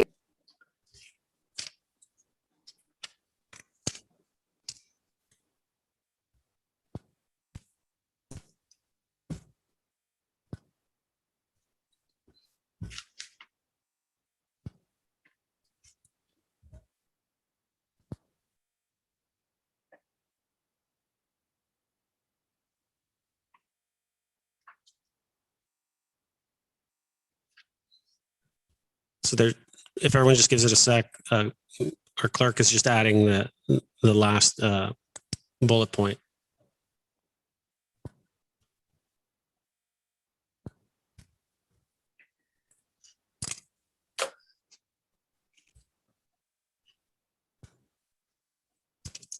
Councillor Thompson. Mayor Marakis, I think while the clerk is adding that to the piece, I think this is a good case where you can look back to those 2013 reports, which does speak with regards to the retail and some of the rationale around that, the linkage to the Aurora Promenade Plan and so forth. No, absolutely.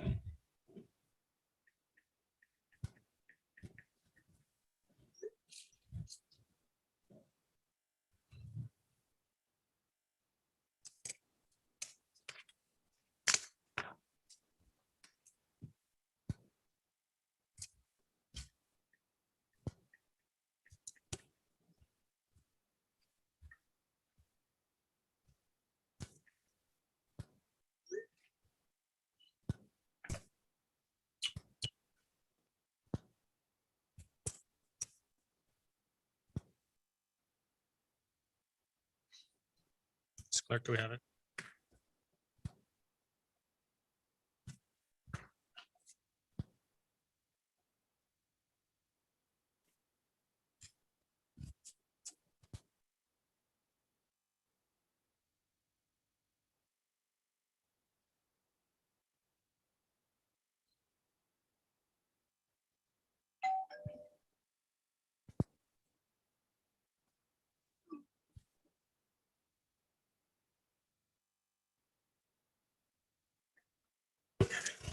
There we go. Can we get that up so Councilor Gardner can see it? And Councilor Gallo? So Councilor Gardner, there it is with the added clause that there will be no ground floor retail built on the site as one of the reasons that it does not conform. Yes, you'll be no. Yeah, thank you, Mr. Clerk. Mr. Mayor, They're just going to clean up some of the language, but that's in essence that is. So Councilor Gallo, just are you good with that? You moved it? Be quite honest, Mayor. If you could read it, I appreciate it. You want me to read it out one more time? Yeah, please. Okay. So it is that applications for zoning bylaw amendment and site plan control from LNB Aurora Inc. regarding the northeast quadrant of Wellington Street and John Westway be refused. The proposed development does not conform to the town's official plan for reasons including, but not limited to, the following. 1, it encroaches on environmental lands as well as the established floodplain. 2, the proposed density is not appropriate for the site. 3, there is a significant adverse impact to invasive species currently inhabiting the site. 4, the outstanding conditions required by the Lake Simcoe Region Conservation Authority create concern for the long-term effects to the surrounding areas. And 5, there will be no ground floor retail built on the site.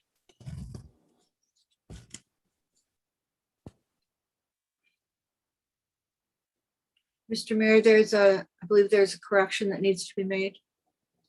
What's that, Councilor Gardner? It's not significant impact to invasive species. It's significant impact to species of concern. That's fine. Councilor Gallo, you okay with that? Councilor Gallo, yeah, okay. We'll clean up that. That's fine. Mr. Clerk's got it. So we're good? Mr. Mayor, could I suggest that it would be stronger to put in these sections in the official plan, which I sent to everybody today. And Councilor, I'm sure that this is going to go where we all think it's going to go, and I'm sure that will be dealt with through our solicitors as well as our planning staff. When it's dealt with through that, they'll specifically speak to those specific sections within our official plan that these areas that are, kind of like at a high level that we've proposed is for the reasoning that we're denying the application, that they will go into the specific sections. So I don't think that we need to actually put the specific sections into here. Thank you. Then could you read it to me one more time, please? You want me to read it one more time? Thank you. Okay. That the applications for zoning bylaw amendment and site plan control from LNB Aurora Inc. regarding the northeast quadrant of Wellington Street and John Westway be refused.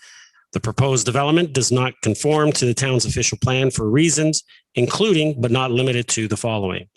1, it encroaches on environmental lands as well as the established floodplain.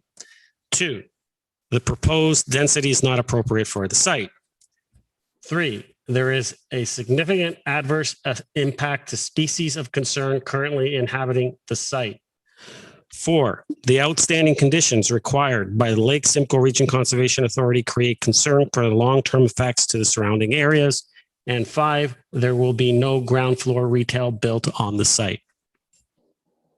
I think as floodplain is especially mentioned in hazard lands, I think you need to put that in there somewhere. It's against our hazard land policies.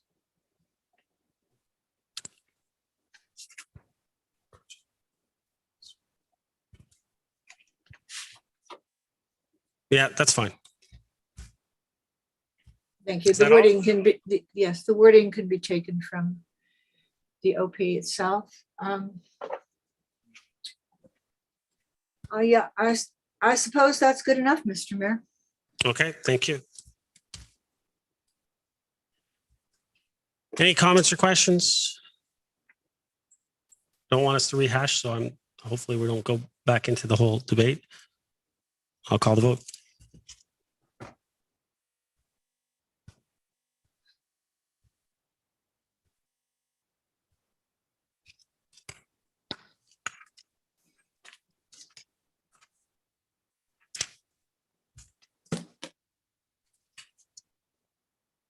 Councilor Gardner, Yes.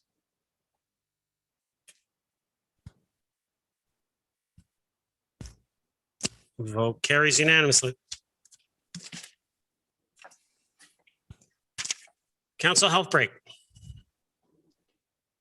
Required by our procedural bylaw, 10 minutes. All right.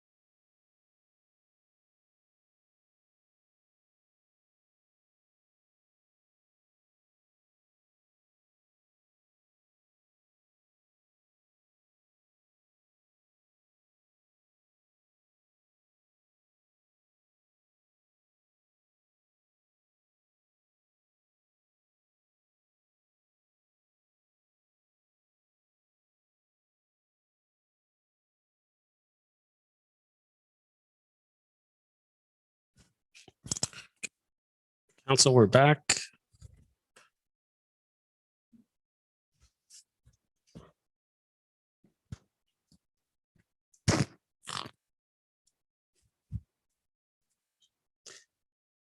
Okay, council, we are going to move to 8.2.2, which is a zoning bylaw amendment, Shining Hill, St. John Side Road West, file number ZBA 2021-02. Councilor Gardner, you pulled this one? Did you want to move the recommendation? You're on mute, Councilor. No, I wanted to change the recommendation, Mr. Mayor. If I could, Okay. if I could have a seconder to explain. So I need to know what you're looking to change it to. I'm looking to change the zoning for the moment to I. Mr. Clerk? You're giving me a weird look, so I'm going to let you speak. Thank you, Mr. Mayor. Through you, when GC does pass a recommendation that's not just to receive, it's generally put on the floor, and the GC rec should be defeated before other motions are made. But that doesn't preclude the councillor from making an amendment, of course. So Councillor, if I can get someone then to put the recommendation on the floor, and then if you'd like to make an amendment, then we can work at it from that way, is what my understanding is from the clerk. Thank you. Is that fine? Okay, would someone like to move the recommendation that came out of GC for this one? Councillor Thompson, seconder, Councillor Gilliland, Councillor Gardner, go ahead. Mr. Mayor, I don't think I could make an amendment because it wouldn't be friendly. Well, an amendment doesn't need to be friendly. Amendment would be put on the floor and it would be voted on. Okay. If Well, I it's not could, contrary. I think she's just, sorry, Councillor Gardner, I was just, because it was just, it wouldn't be contrary. I believe what Councillor Gardner is looking is to change just the actual zoning. So instead of, my understanding is when she mentioned that it's instead of an institutional exception zone, she's just saying it just to make it an I, not an exception zone. So I don't think that's contrary. That's just changing the type of zoning. Councillor, is that what I hear that your intentions are? that's correct, Mr. Mayor. Okay, so you would like to put an amendment to change it from institutional exception zone to just institutional. Yes, Mr. Mayor. Would someone like to second that? I'm not seeing a Someone second. second, just so that I could explain. Sure, but I'm not seeing a seconder, but I can't, so you can speak to the original motion. But you can make your comments known for what you were doing, but I don't have a seconder for it. So, but go ahead. Thank you, Mr. Mayor. The intent of the zoning change is to allow St. Anne's to open in the fall, I believe, or perhaps 2023. The reason I would like to change it to I is because I believe it was in 2021 when Mr. Given was at council. He said he had a plan and he showed it to us in a slide, but we don't have that plan yet. And I think that's rather strange as it is on YouTube. This development is on YouTube and it has the entire plan shown. So I would like it to be I until the plan comes to council and council can see what the plan is for this area. I would allow the opening of the school with what they require. Okay.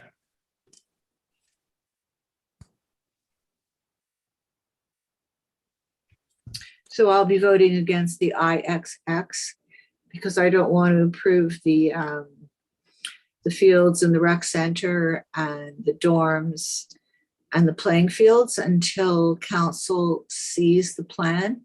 And I believe we should have had it by now as it was promised by Mr. Given, and it is public knowledge on YouTube, but council hasn't seen it. Thank you, Mr. Mayor. Thank you, Councillor Gardner. Councillor Gallo?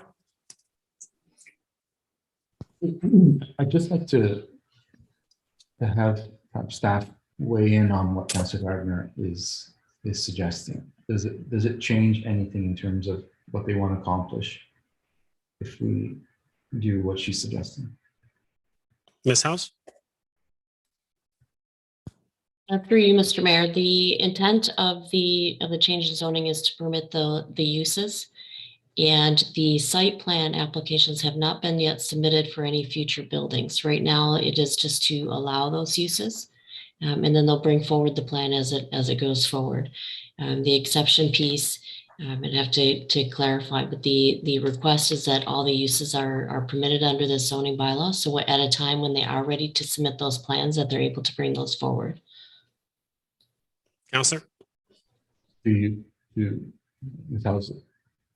they open up the school if they only have the institutional zone, not the exception zone? Ms. House? Through you, Mr. Mayor, yes, through my understanding, yes, they will be able to open the school. The intent again was to allow as they grow to be able to add the future buildings. Their intent right now is to open as a non-boarding, but that would be in the short term to be able to add those houses without having to come back for a further zoning use. Councillor? Okay, I'd like to hear everyone else, but if it ends up, I'd be seconding Councillor Gardner's motion. Councillor Thompson? Thank you. Through you to Ms. House. Ms. House, Appendix B kind of identifies what the changes are between institutional zone and the exception zone. In terms of use, the institutional zone allows for a lot of athletic fields, recreation centers, the school, and so forth. Really, the only thing they're asking for is an addition is a place of entertainment in terms of uses. And then based on the asterisks, the only other real changes on the exception has to do with lot frontage and rear yards and side yard minimums and so forth. Is that correct? Ms. House? Yes, and through you, Mr. Mayor, that's correct. In the appendix, it does outline the different uses for it. Again, for athletic fields and future needs of the school, they would have to come back again for another zoning change. If it was only an I zoning now versus an IX to allow those future plans. Councillor? Thank you. That kind of answered my second question on whether or not they would have to come back for another zoning change should this amendment pass. So appreciate it. Thank you. Any other comments or questions?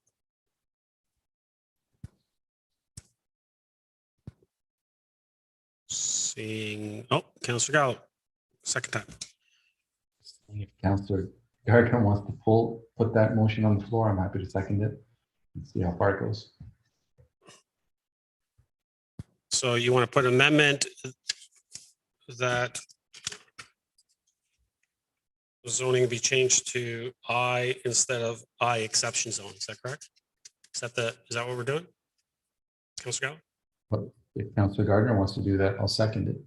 Okay. Councillor Gardner, did you want to put that back on as an amendment? I'm assuming she's saying yes, but you're on mute, Councillor. Thank you, Mr. Mayor, I would. Okay, so I got a seconder, Councillor Gallo. To the amendment, any comments or questions?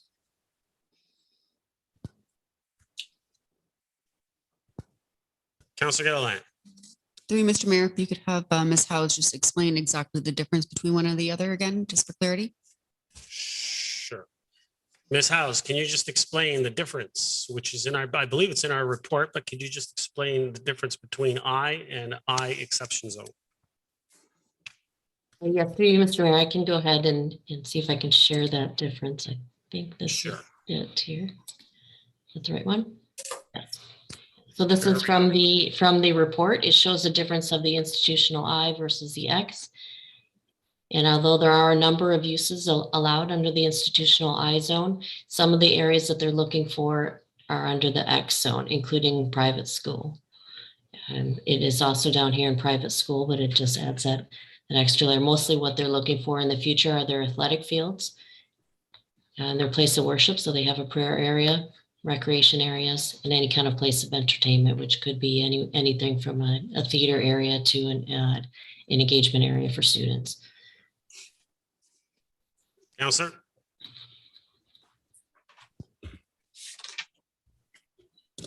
Thank you. And by approving as it was with the XX, and they want the client wanted to come back and say install an athletic field, it would still come to council for site approval. Ms. House? And through you, Mr. Mayor, yes, they would still need to submit through site plan of any additional buildings or design work they wanted to do on the property. Counselor? Okay, thank you. Thank you. Any other comments, questions to the amendment? Counselor Gallo? Correction, I heard that yes, the site plan would come to council. Could you just confirm that, Mr. Mayor, through you to Ms. House? I believe that's what was said. But yeah, Ms. House, so a site plan would come back to council if any of the other uses were looked at being built. Through you, Mr. Mayor, that's correct. In practice that we've had, we've submitted the plans and had the site plan approved in principle with the remaining details through staff to complete the site plan agreement. Counselor? I'm sorry, I'm a little confused. The site plan would come back to council? Ms. House? Sorry, through you, Mr. Mayor. Yeah, so in previous reports that I have looked, they have the site plan approved in principle by council, and then the completion of the site plan agreement through staff. So then it is delegated to staff to complete that, but it would come forward for council to see where the athletic fields are going to go, where the building's going to go, what's the size of the building, and then all of the requirements through a site plan, which I think to Councillor Gardner's questions were regarding the environmental impact on those buildings and where they'd be located on the property. Counselor?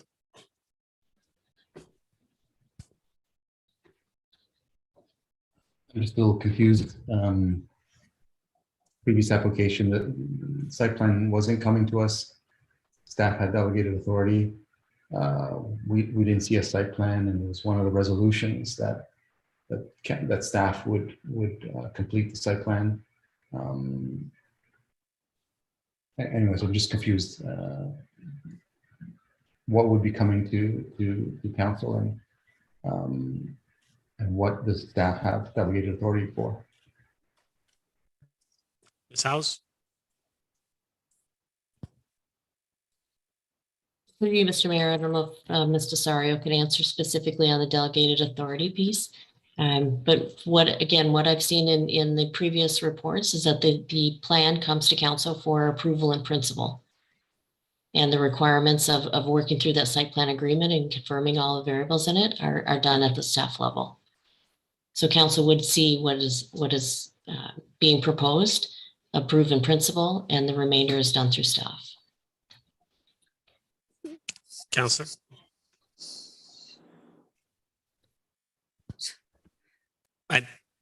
Okay. Any other comments or questions to the amendment?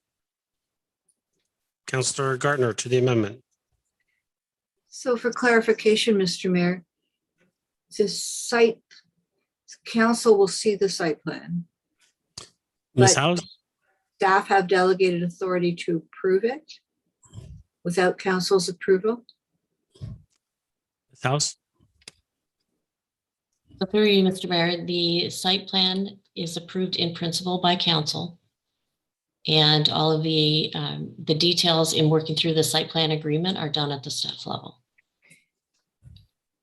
Thank you, Mr. Mayor, but we are approving zoning that will enable a site plan that council will have no input on because we're approving it in principle. And yet we don't know at all what it looks like unless you want to go on YouTube. But that's not the appropriate vehicle for council to know what the site plan is. So Councillor, can I just interrupt just so we can have some clarification? So Ms. House, if I'm correct, please say yes. If I'm wrong, just say no. So council will see a site plan for any future uses or any future add-ons that they decide to develop. The site plan would come to council for council's approval. And once they approve that in principle, then staff have the delegated authority to work through the process to get the job done. Is that correct?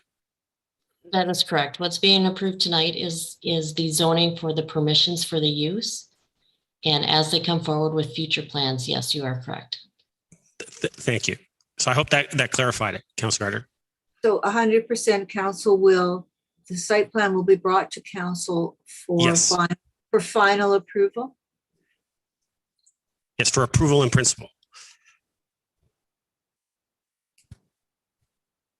And if Ms. House. Sorry, go ahead, Councilor. Go ahead. If there are any, if any of these buildings are going to be in natural heritage areas, council would be able to ask at that point for an EIS, for an evaluation, environmental evaluation. Ms. House? Through you, Mr. Mayor, those are included through the site plan and what we require as far as documents. In addition to that, by the time they do bring these forward, we should have a green development standards in place as well, which will trigger a lot of the comments and concerns that you'd have in the heritage environmental protection areas. Councilor?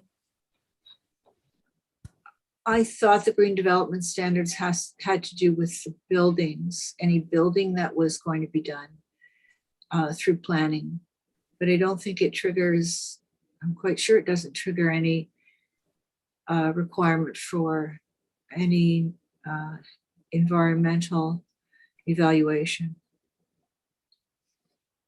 Yes, Ms. House?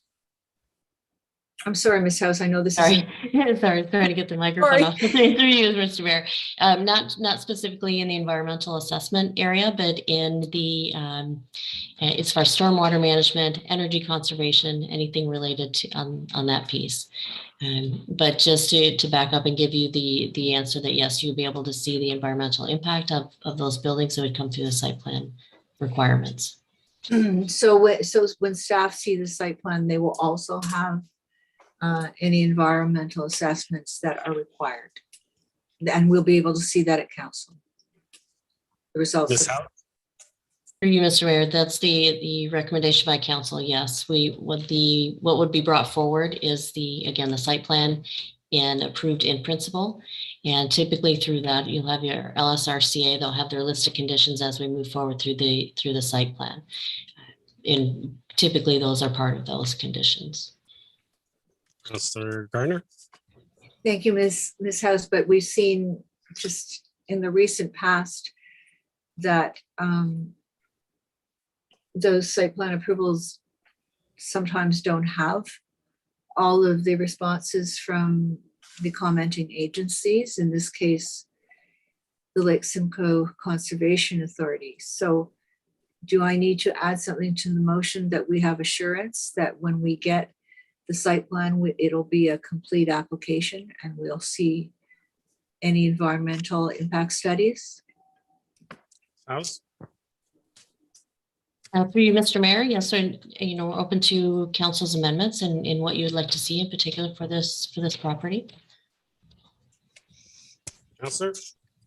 I don't know if there's room here to make I don't even know if it's an amendment that that when the site plan comes before council, all of the required environmental assessments will be included. And Councilor, I mean, that's fine if you want to add it. Mr. Clerk, would that be an added amendment or would?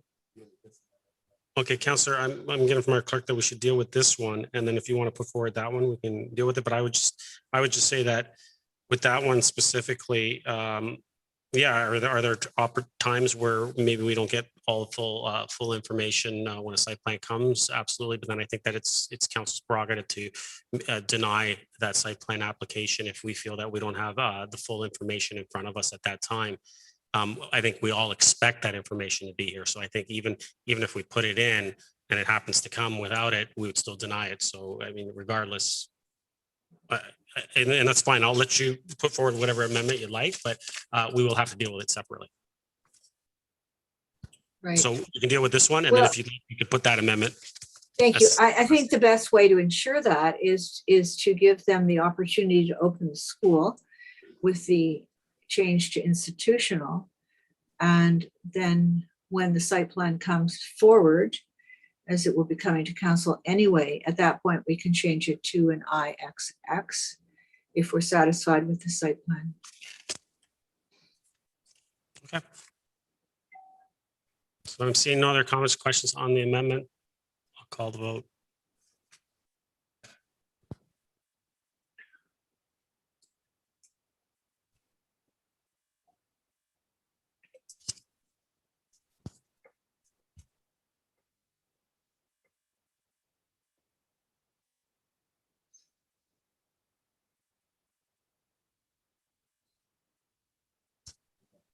Councilor Gardner? Yes. Thank you.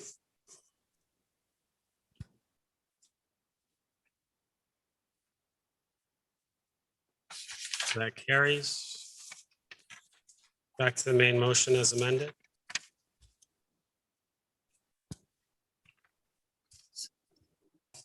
If you would permit, Mr. Mayor, so it carried that it's changed to an I zone? That's correct. Great, thank you. Seeing no other comments, call the vote. All those in favor? Oh, sorry, we're on the.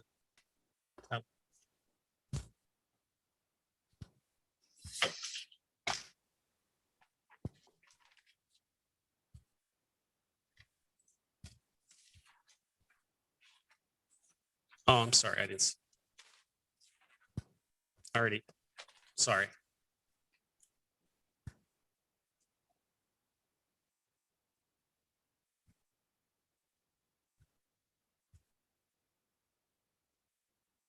Councilor Gardner Yes.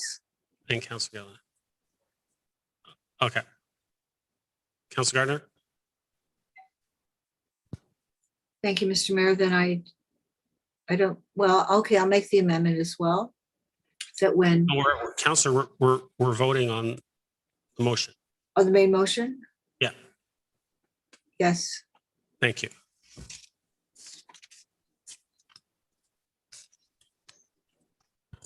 That carries.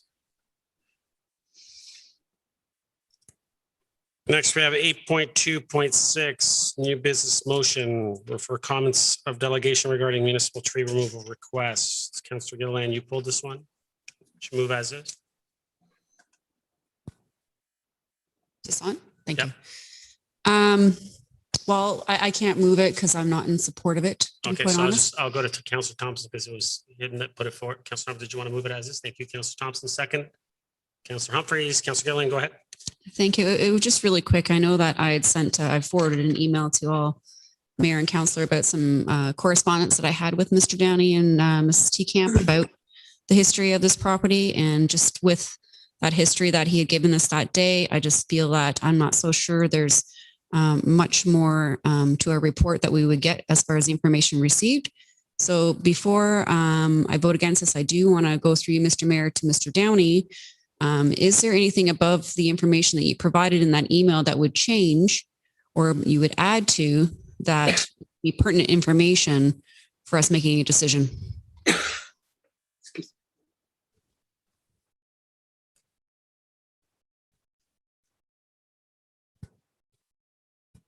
Councilor Gilliland? I asked a question to Mr. Downey. Oh, I'm sorry. I didn't catch it, that tail end of it. Mr. Downey, go ahead. Thank you, and good evening, Mr. Mayor, members of council. So I did give you a brief overview of our concerns. The recommendation that we'll be making in the report will be the same, that the tree not be removed. I did give you some background information justifying that. Identified that there were other crab apples on Willis, and there are 210 throughout the town. So it's a healthy tree and we see no reason to remove it, and that will be our recommendation. However, council asked for a report to provide that background information. Councilor? Thank you very much. I appreciate that. And just, to be consistent with, staff's time and the information that we have. I mean, I think that with what I've had in front of me within the emails that was circulated I kind of feel like at this point, I have enough information in front of me right now to know that I just vote no against this report. I don't think it's quite necessary at this point. I do feel that there's a precedence that will be set, but we're not going to be discussing that report, Chris, right now. We don't have it in front of us, but I feel it's going to be the same information. Thanks. Thank you. Councillor Humphreys. Oh, sorry. Yeah, Councillor Humphreys, then Councillor Gallo. I think Councillor Gallo was before, if you want to go Was ahead. it Councillor Gallo? If you want. No, I see he's shaking his head. Go ahead, Councillor Humphreys. No, thank you for the report. I appreciate the information that came across. It was very thorough and well written, and it's great to have the full picture. I think, though, I can absolutely understand Councillor Gilliland's, we don't want to waste town's, staff time, but I think it's good to put that on the record. I don't think it's something that it'd be very hard for us to argue this point. I think it's good information, should be on the record, and maybe also, the way, hopefully will turn out, that it's understood that, we are pretty strong and committed to our tree protection policies.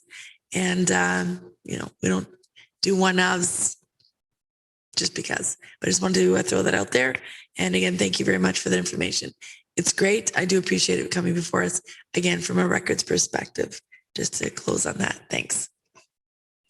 Thank you. Councillor Gallo.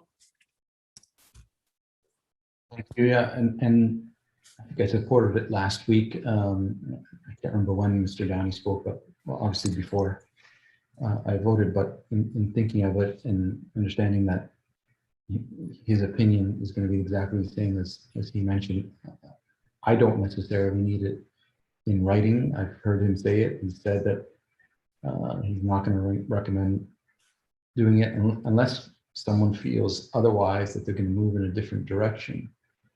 And I'd love to hear that. Then I don't see a point in wasting staff's time to have this in writing. If there's some compelling reason that a council member is going to be, I guess, going contrary to staff, and there's a reason why they feel that the tree should stay, then yeah, let's have that debate and let's have that discussion. But just to have it in writing, I think is a bit of a waste of time. If someone is going to be opposing it, then let's hear it and let's have that debate. And I guess there's an argument that we can have that debate when the report comes, but unless we're all going to agree with staff, it is a waste of time for them. Thank you, Councillor Gardner.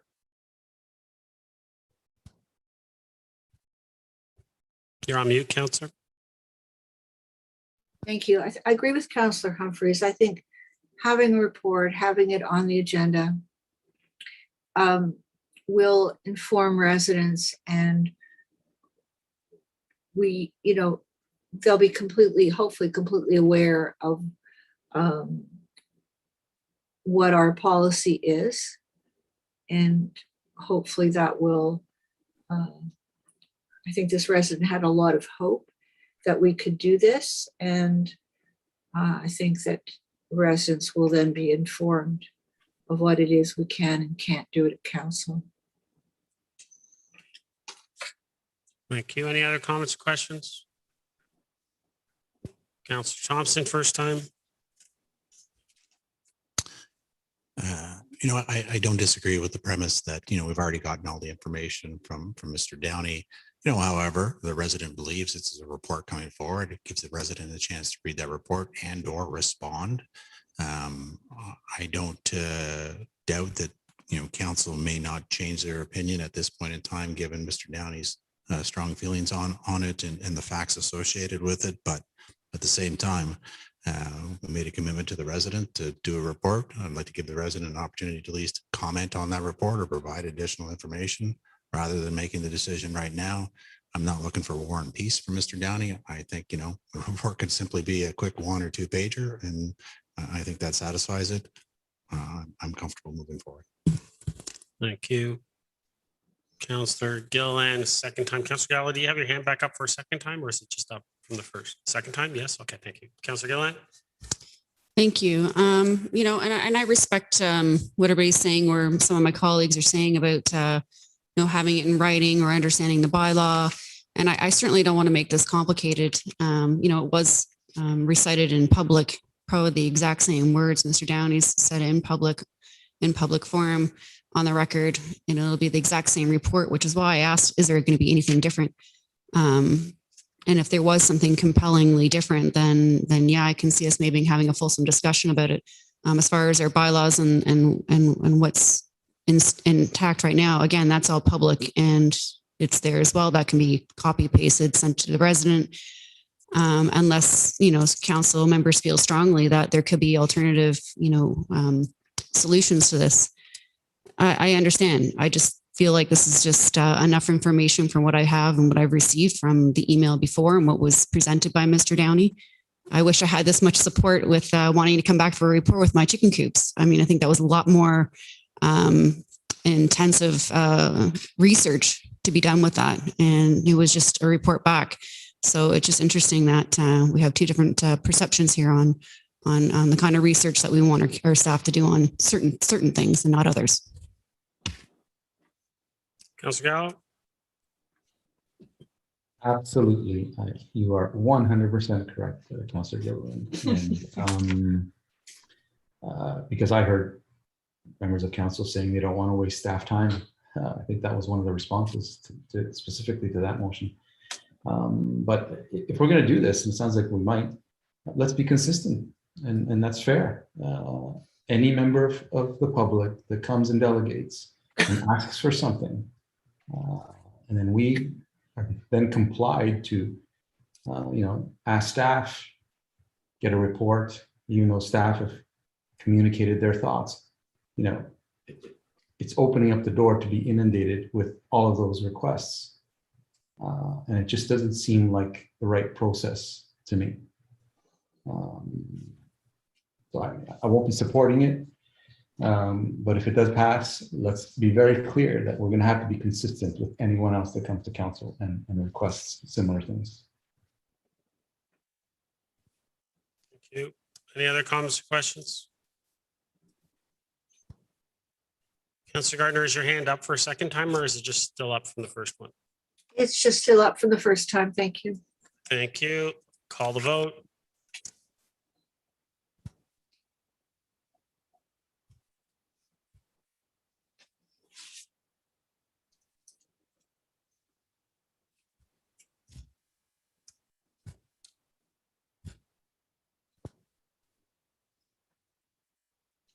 That carries.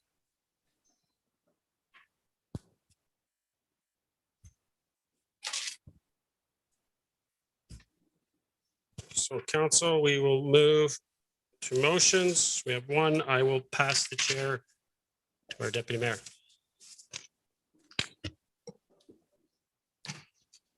Thank you, Mr. Mayor. Just to put your item on the floor. I'll move as is. Thank you. Could I have a seconder, please? Councilor Humphreys. Mr. Mayor. Thank you, Mr. Chair. So I'll start off by saying communities across the province, as we know, are facing a housing crisis that is decades in the making.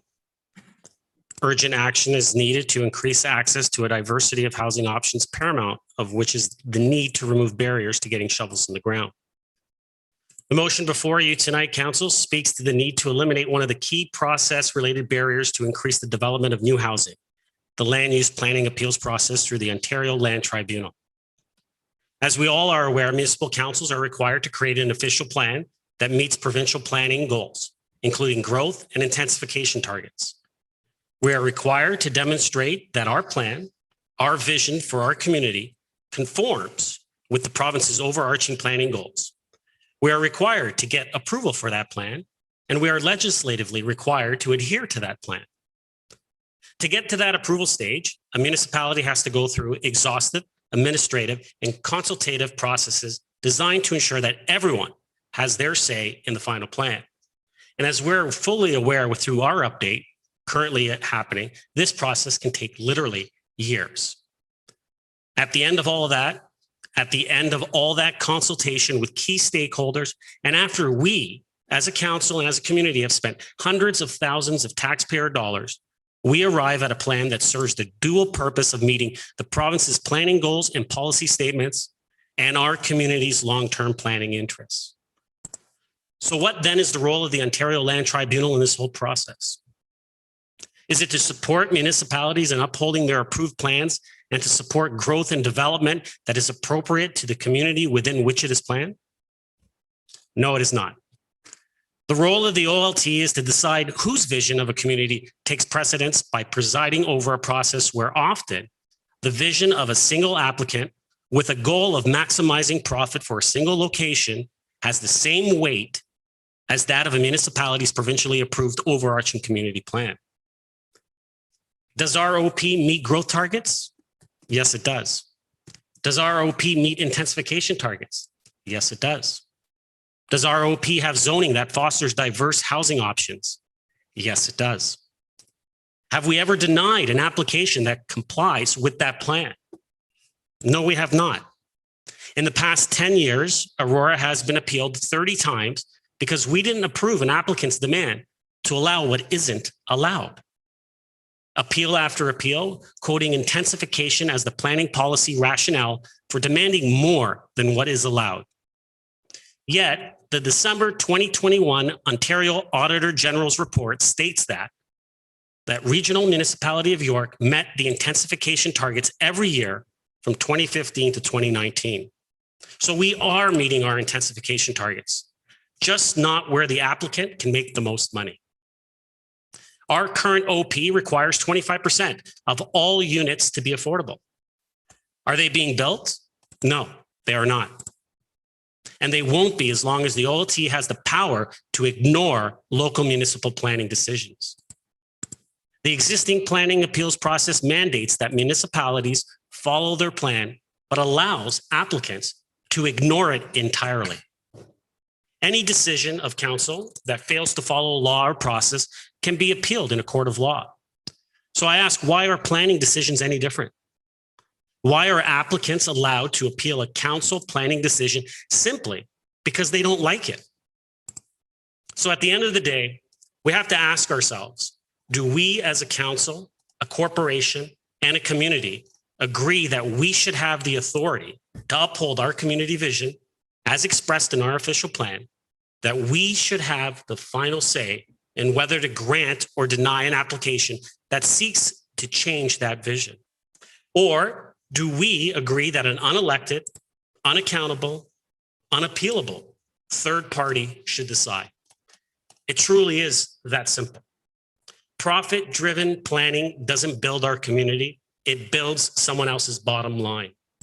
So I respectfully ask council, let's send a strong message that it's time for a change. If we truly want to take action to address the housing crisis, then let's take the first step in fixing this flawed and broken land use planning system and request the province to dissolve the OLT.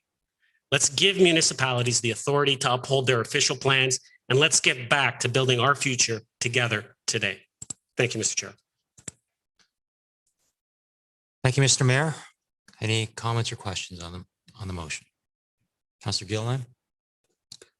Thank you. Thank you for that, Mr. Mayor. I'd like to kind of have an open conversation about this. I know you and I had talked about your motion, and I think the principle of everything that you're trying to achieve here is something that we support. And I just kind of like to play devil's advocate and just kind of ask a few questions. And one of them is, I think we have a very good council. We like to uphold our official plan, and we like to have our visions forward. And we are, from where we're represented. But, in those moments when, if you had a council, I'm saying our council, it could be a different council, it could be, a different town or municipality, and, call it a rogue council. I don't know what you want to call it. But in those situations, where do the residents go if they're not really happy with, the decisions that are being made by that council at that time, just based on the decisions they're making? Where do the residents go beyond that if they had an issue or didn't agree? Thank you, Mr. Chair. Through you to Councillor Gilliland, they would go to an election. and they would hold their municipal council accountable, which currently, under the current structure with the tribunal, you can't hold an adjudicator accountable. Once that decision is made, it's the final decision, and there's nothing that the residents of any community can do in regards to that decision.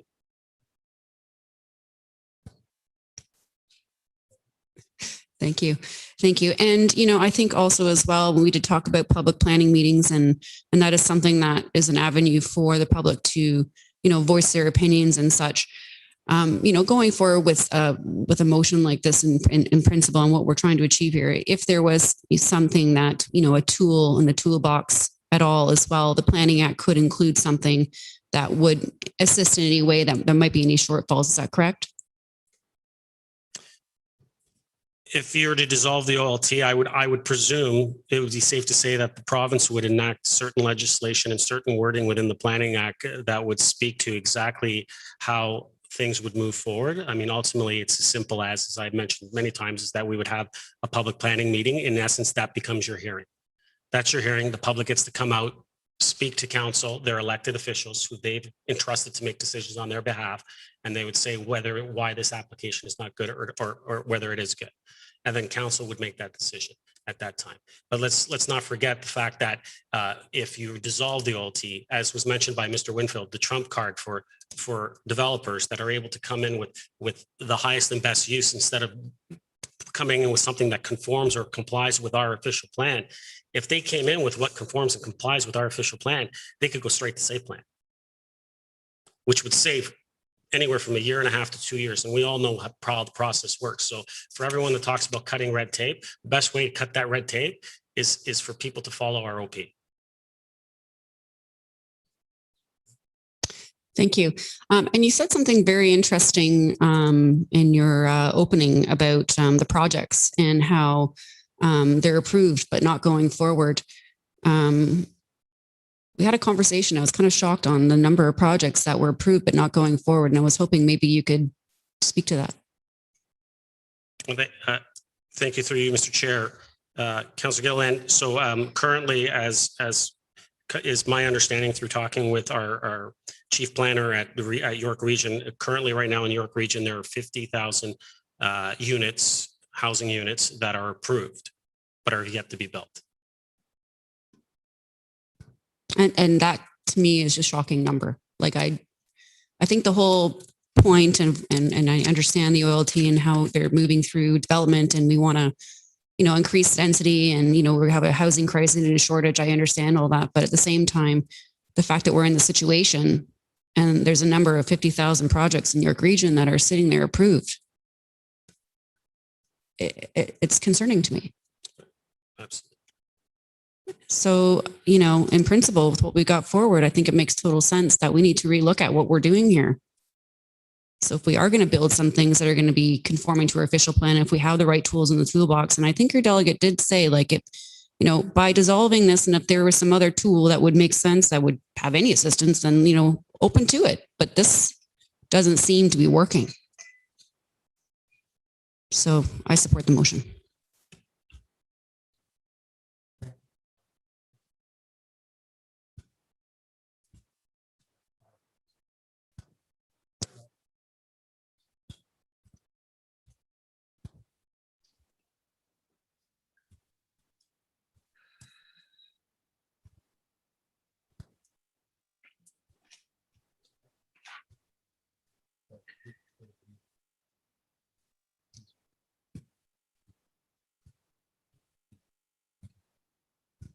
Councillor Gardner, you have the mic. Thank you, Mr. Chair. First, I'd like to note that the mayor accomplished what many people thought was impossible and had talked about for years, and that was dissolving the OMB. So thanks to him for that. Looking at this motion about dissolving the OLT, I think it's an important move. But from what the delegate said and my research about attainable housing, housing for everyone,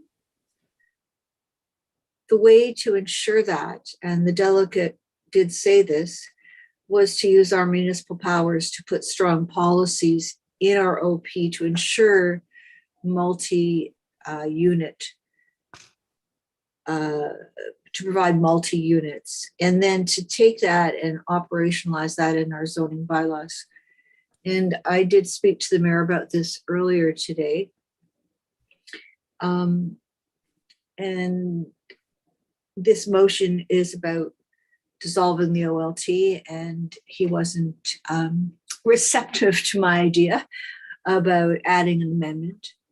So I will be supporting this motion, but we'll also be bringing forward another motion to do what the delegate said so that we can ensure multi-unit family housing in Aurora, and hopefully help all those people who are in what some people call the missing middle to find places to live that are good places to live, and, you know, maybe move people out of basement apartments. Thank you. Thank you, Councillor Gardner. Councillor Gallo. Thank you, Mr. Chair. I 100% support what we're doing here. And thank you, Mr. Mayor, for putting this together. I completely agree that planning of municipalities should be amongst the elected officials. And we should follow our official plans. That's not to say that official plans can't be changed, because sometimes they are out of date and things change, and councils may have a different opinion that isn't in line with official plans. I don't think we should be so strict that we don't give ourselves the opportunity to bend where we need to bend. And this isn't suggesting that we don't do that. One thing stood out to me that I didn't know, that Ontario is the only province in Canada that empowers a separate adjudicative tribunal to review and override local decisions. I don't know how other provinces do it. That'd be interesting to see how they deal with tiny applications that don't have this additional level of government, I guess. So I'm in agreement with it. To me, it's one step, and there needs to be other things to happen after this, probably at the provincial level. The only one thing is that I heard through you, Mr. Chair, that this was already circulated to municipalities. And maybe you can let me know, first of all, if that is the case. Mr. Mayor.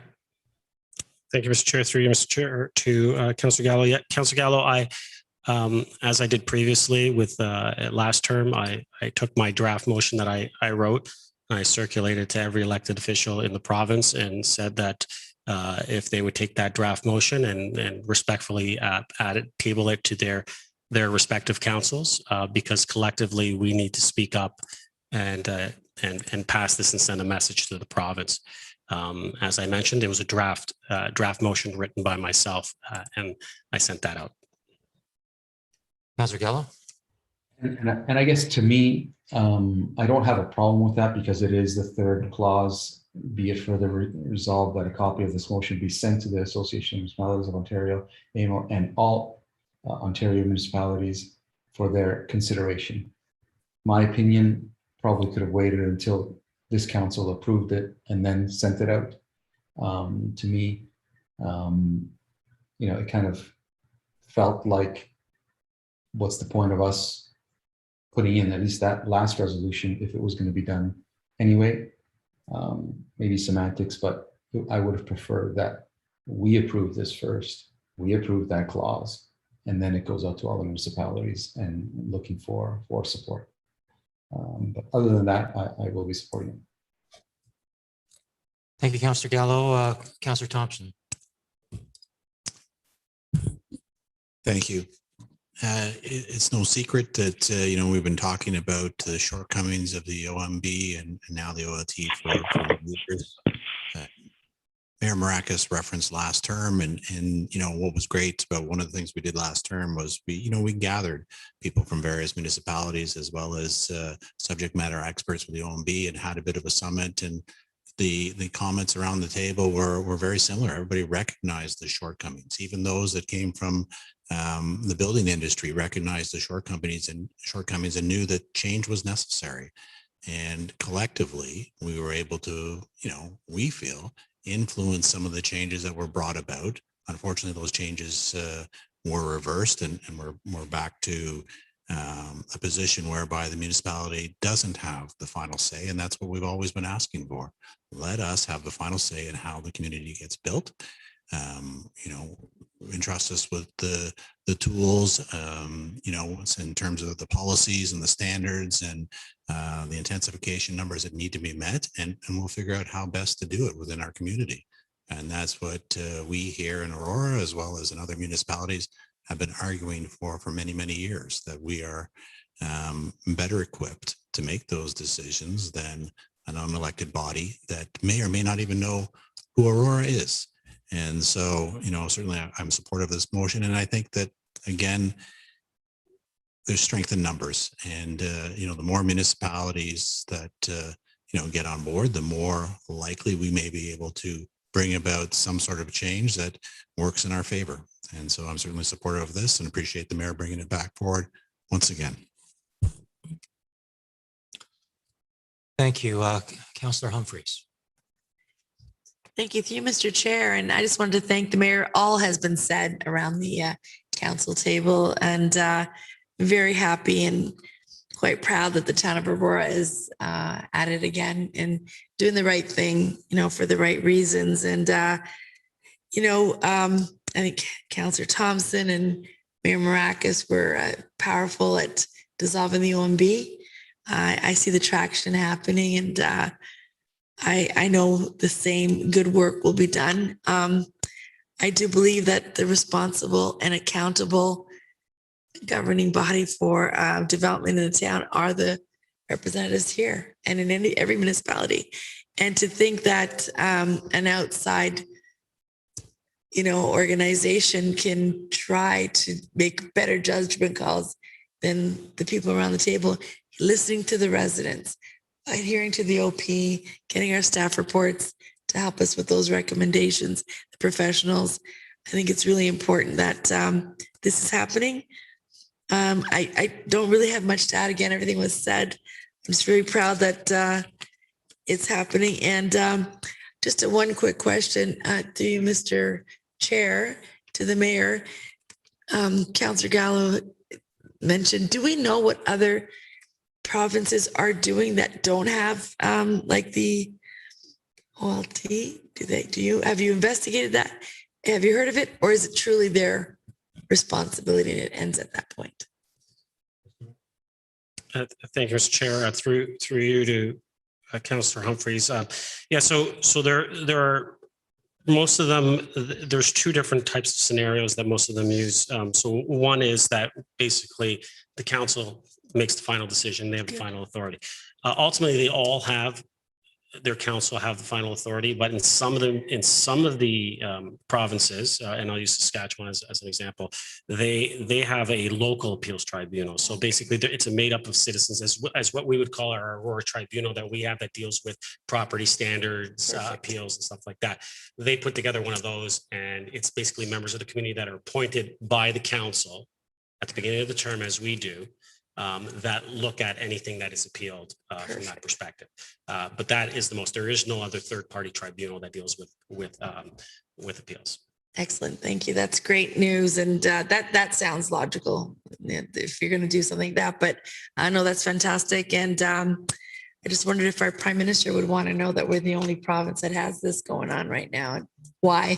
Not sure how effective or even worth that, but I just find it, interesting. It's only Ontario, but thank you very much for getting this rolling and looking forward to the outcome this evening and moving forward. Thank you. Councillor Gillan for the second time. Thank you. Just real quick, so I just wanted to address something Councillor Gartner said about the mixed housing and attainable and all that. And I just kind of wanted to say I couldn't agree more. And that I do have a motion that's in draft sitting, waiting for our new planner to review from March. So you'll be happy to know that that is something that we'll be considering then. So I'm glad to hear that council's already thinking about it and there's support around the table on that, because I think we need that kind of housing in order to ensure that there's places for people to live. Thanks.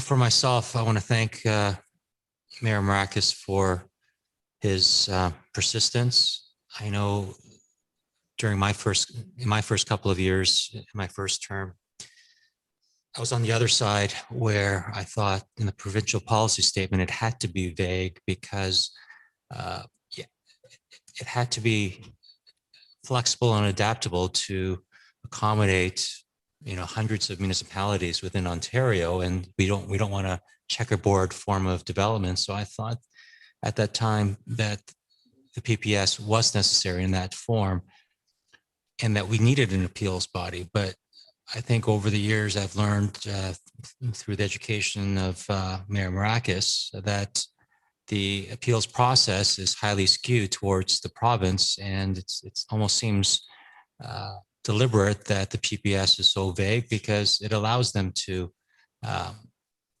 lend the appeals process in its favor.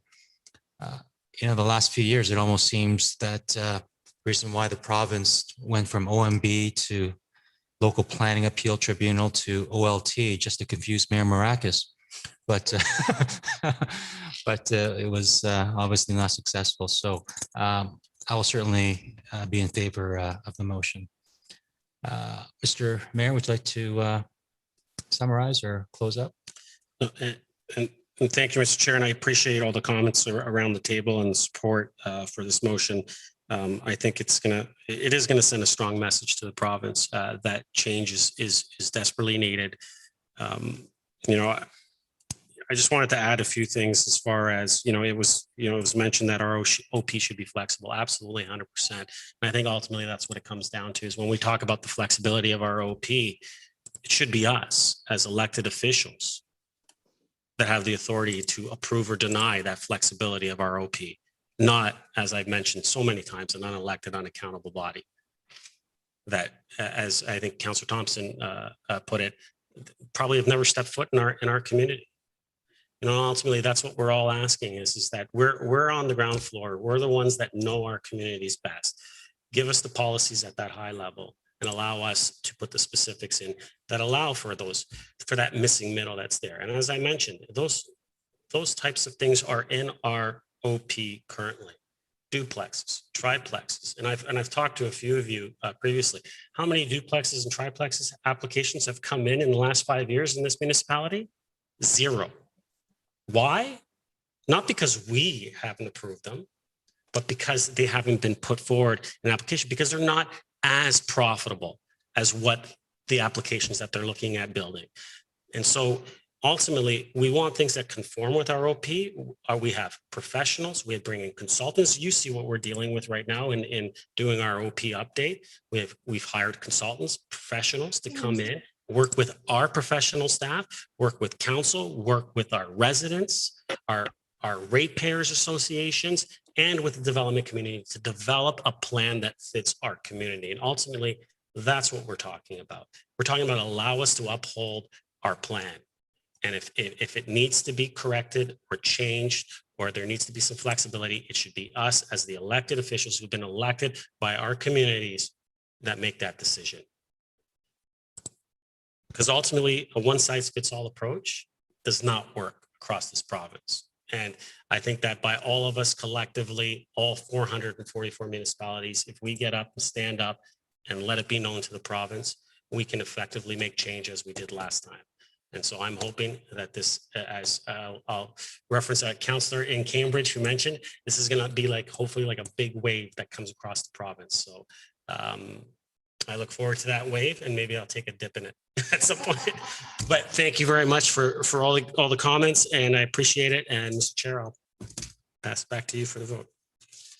Great, thank you, Mr. Mayor. there are no further questions or comments, then I'll call the vote. Mr. Clerk?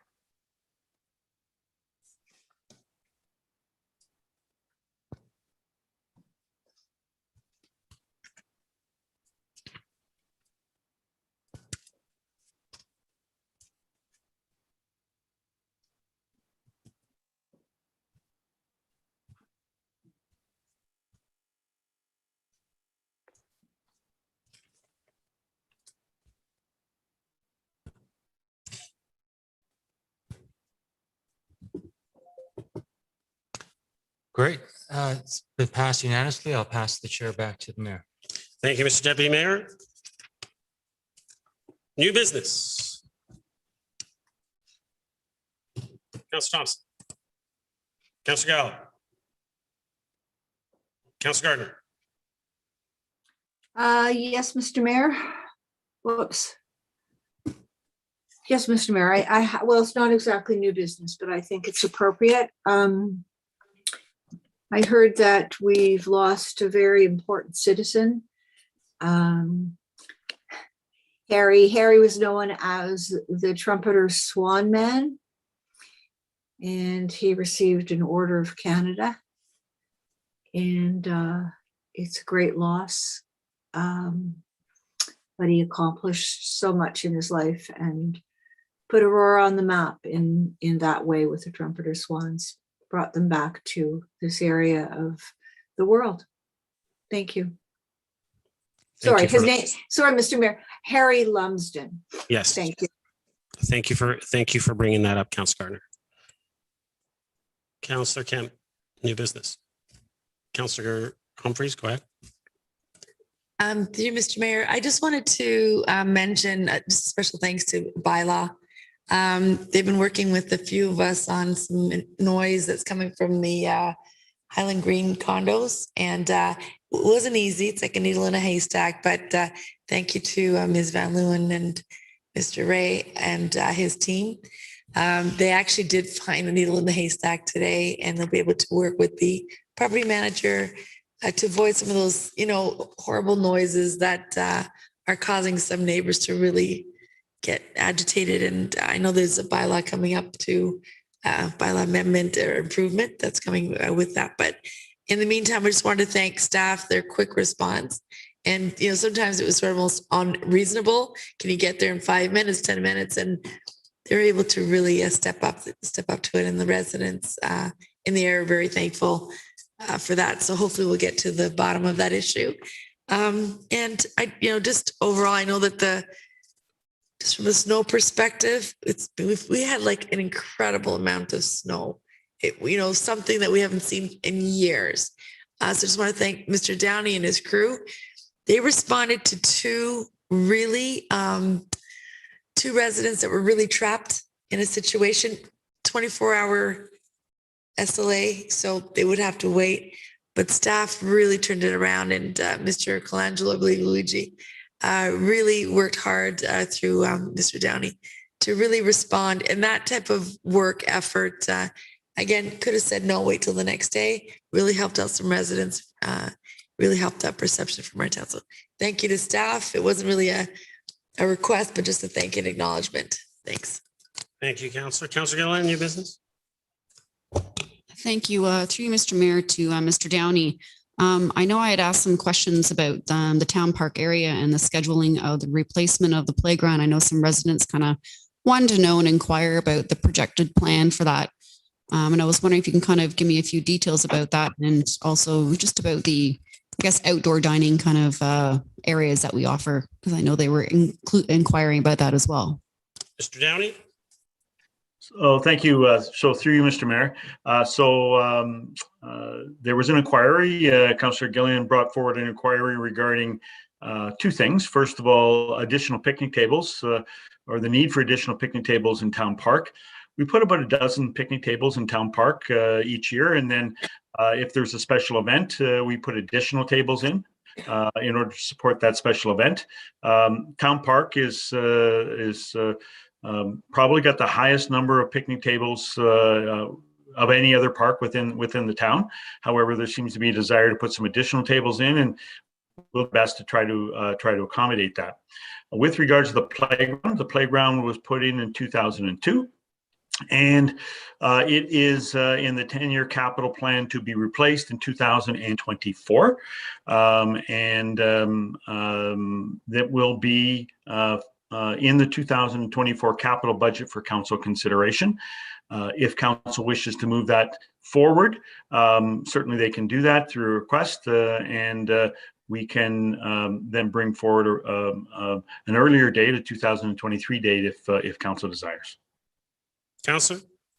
Thank you. I really appreciate that. And at that time in 2024, and that is something that's going to be, I guess, for consideration and gets improved.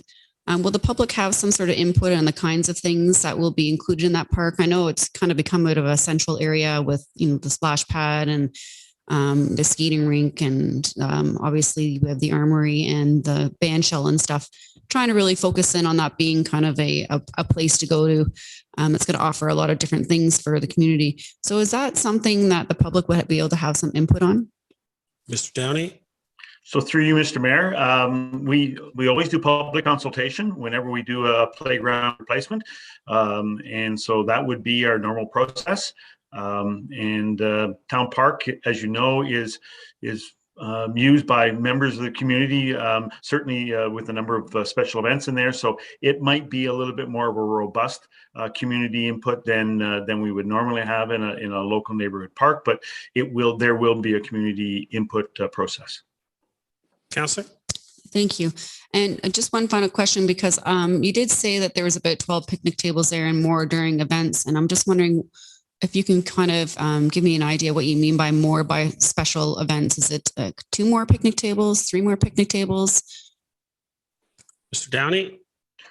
So through you, Mr. Mayor, it generally depends on the event, and that is determined through community services. So quite often if there's an event, community services will then ask us to support that event with putting in perhaps additional washroom or portable washrooms or additional picnic tables. So it does depend on the event and the request from community services. Counselor? Thank you. I appreciate that. And, I'm glad that we have a lot of picnic tables there. I just had a few residents say that they enjoyed doing picnics there, and had also talked about sheltered areas. But, we also have a lot of trees in that area as well. And maybe we can encourage placing more picnic tables under various trees to encourage people, to go with their family and sit down and have a nice little picnic with their family. So maybe at that time we can have a chat, when the weather's nice, and get some more picnic tables there. Thanks. Thank you. Councilor Gardner, do you have some more new business? Well, I was remiss in not thanking Ms. Van Leeuwen and Mr. Ray. It's quite an accomplishment to find a noise like that and to try and take care of it with the property manager. So really a lot of thanks. And I have expressed my thanks to Mr. Downey in an email, but Mr. Downey, I think you and your staff did yourself proud. And thank you on behalf of the community. Thank you, Councilor Gardner. Councilor Gallo, did you have any business? I did. Sorry, Mr. Mayor, I didn't mention it before. I just had a question that keeps frustrating me, and I'm sure everyone else, including the public, those who care at least, or want to know. I'm continuously frustrated with the lack of public information on our website. Nothing before 2014. And I know I've said this many times over my history as a counselor. Is there anyone who could speak to this to once and for all, put as much of the history and public reports and minutes online on our website? Is there a plan to do that? I'll go to our clerk, Mr. Clerk. Thank you, Mr. Mayor, and through you. Yes, there is. It is it's available in the back end of the site right now. It's a records repository. It's our internal records repository, Laserfiche, that we make available to the public. We do have a few small tweaks to make it a bit more user friendly. So it hasn't really been has been an education campaign, for lack of a better term, but it would get all the minutes bylaws since the inception of the town, and I believe it would be agendas back to 2000 at this point. So it will be out shortly and we will let members of council know when it is. Councillor, I think that's good news. It's good news, but it still doesn't go far enough. 2000, why not further? Is there a reason? Mr. Clark? Through you, Mr. Mayor, quite frankly, record keeping before 2000 wasn't great. We don't have all the agendas. Sometimes we don't have more than an index, which really isn't too helpful to members of the public. Councillor? We must have hard copies of all of those before 2000. 2000 is not that far away. Mr. Clark? Through you, Mr. Mayor, in many cases, we don't. Councillor? I'm sorry, we don't have hard copies of public reports and agendas and minutes prior to 2000? Mr. Clark? We have all minutes and bylaws. We don't have many cases, we don't have the full copies of the agendas. Councillor? That's shocking. That's really shocking. We'll speak to that at another time, but I'm glad to hear. Do we have a timeline when that can happen? Through you, Mr. Mayor? Mr. Clark? Through you, Mr. Mayor, no definitive timeline. I would say in the next 2 months. Councillor? Thank you. Looking forward to it. Thank you. I just got one. I didn't want to conflate and confuse the motion and that we were discussing, but I just did want to bring up, because we did touch on it, the fact that 50,000 units are approved in your region, but they're not built. I've always believed, and maybe we'll deal with this at a later date. I think we will take up one cause at a time. So, but I've always believed that there should be a sunset clause. What we're seeing is land banking occurring.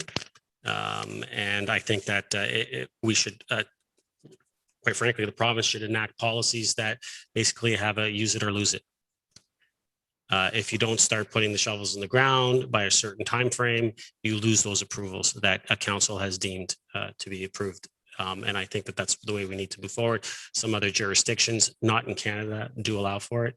But I think it's time that, especially when you talk about the fact that supply is not there, it's not getting built, that I think that it's time that they look at adding a sunset clause in regards to approvals by any council. So I just wanted to add that. With that, I need a motion for the bylaws. Oh, motion of the bylaws as amended, because one is amended. Councillor Gilliland, second. Councillor Kim, comments, questions on the bylaws? Councillor Gallo? I just want to confirm that 12.3 is not what's in the agenda. It's amended as. That's the one that's amended. Yes, Councillor, that's the one that's amended. Thank you. Any other comments or questions on the bylaws? Councillor Gardner, I'm assuming your hand's just up because it's been up the whole time. So I'm assuming it's not. Okay, thank you. It's a good job, Mr. Mayor, it wasn't my real hand. Yeah, you'd be tired by now. I'd be tired by now. Yes. Thank you. Okay, so I'll call the vote on the bylaws.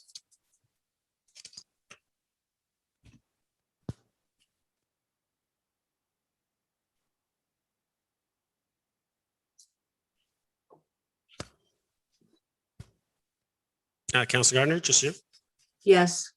Thank you. That carries.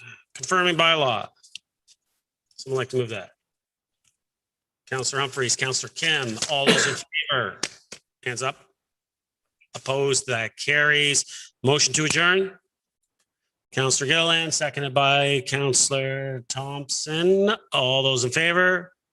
Opposed, that carries. We are adjourned. Thank you very much, everyone. Have a great week. Stay safe.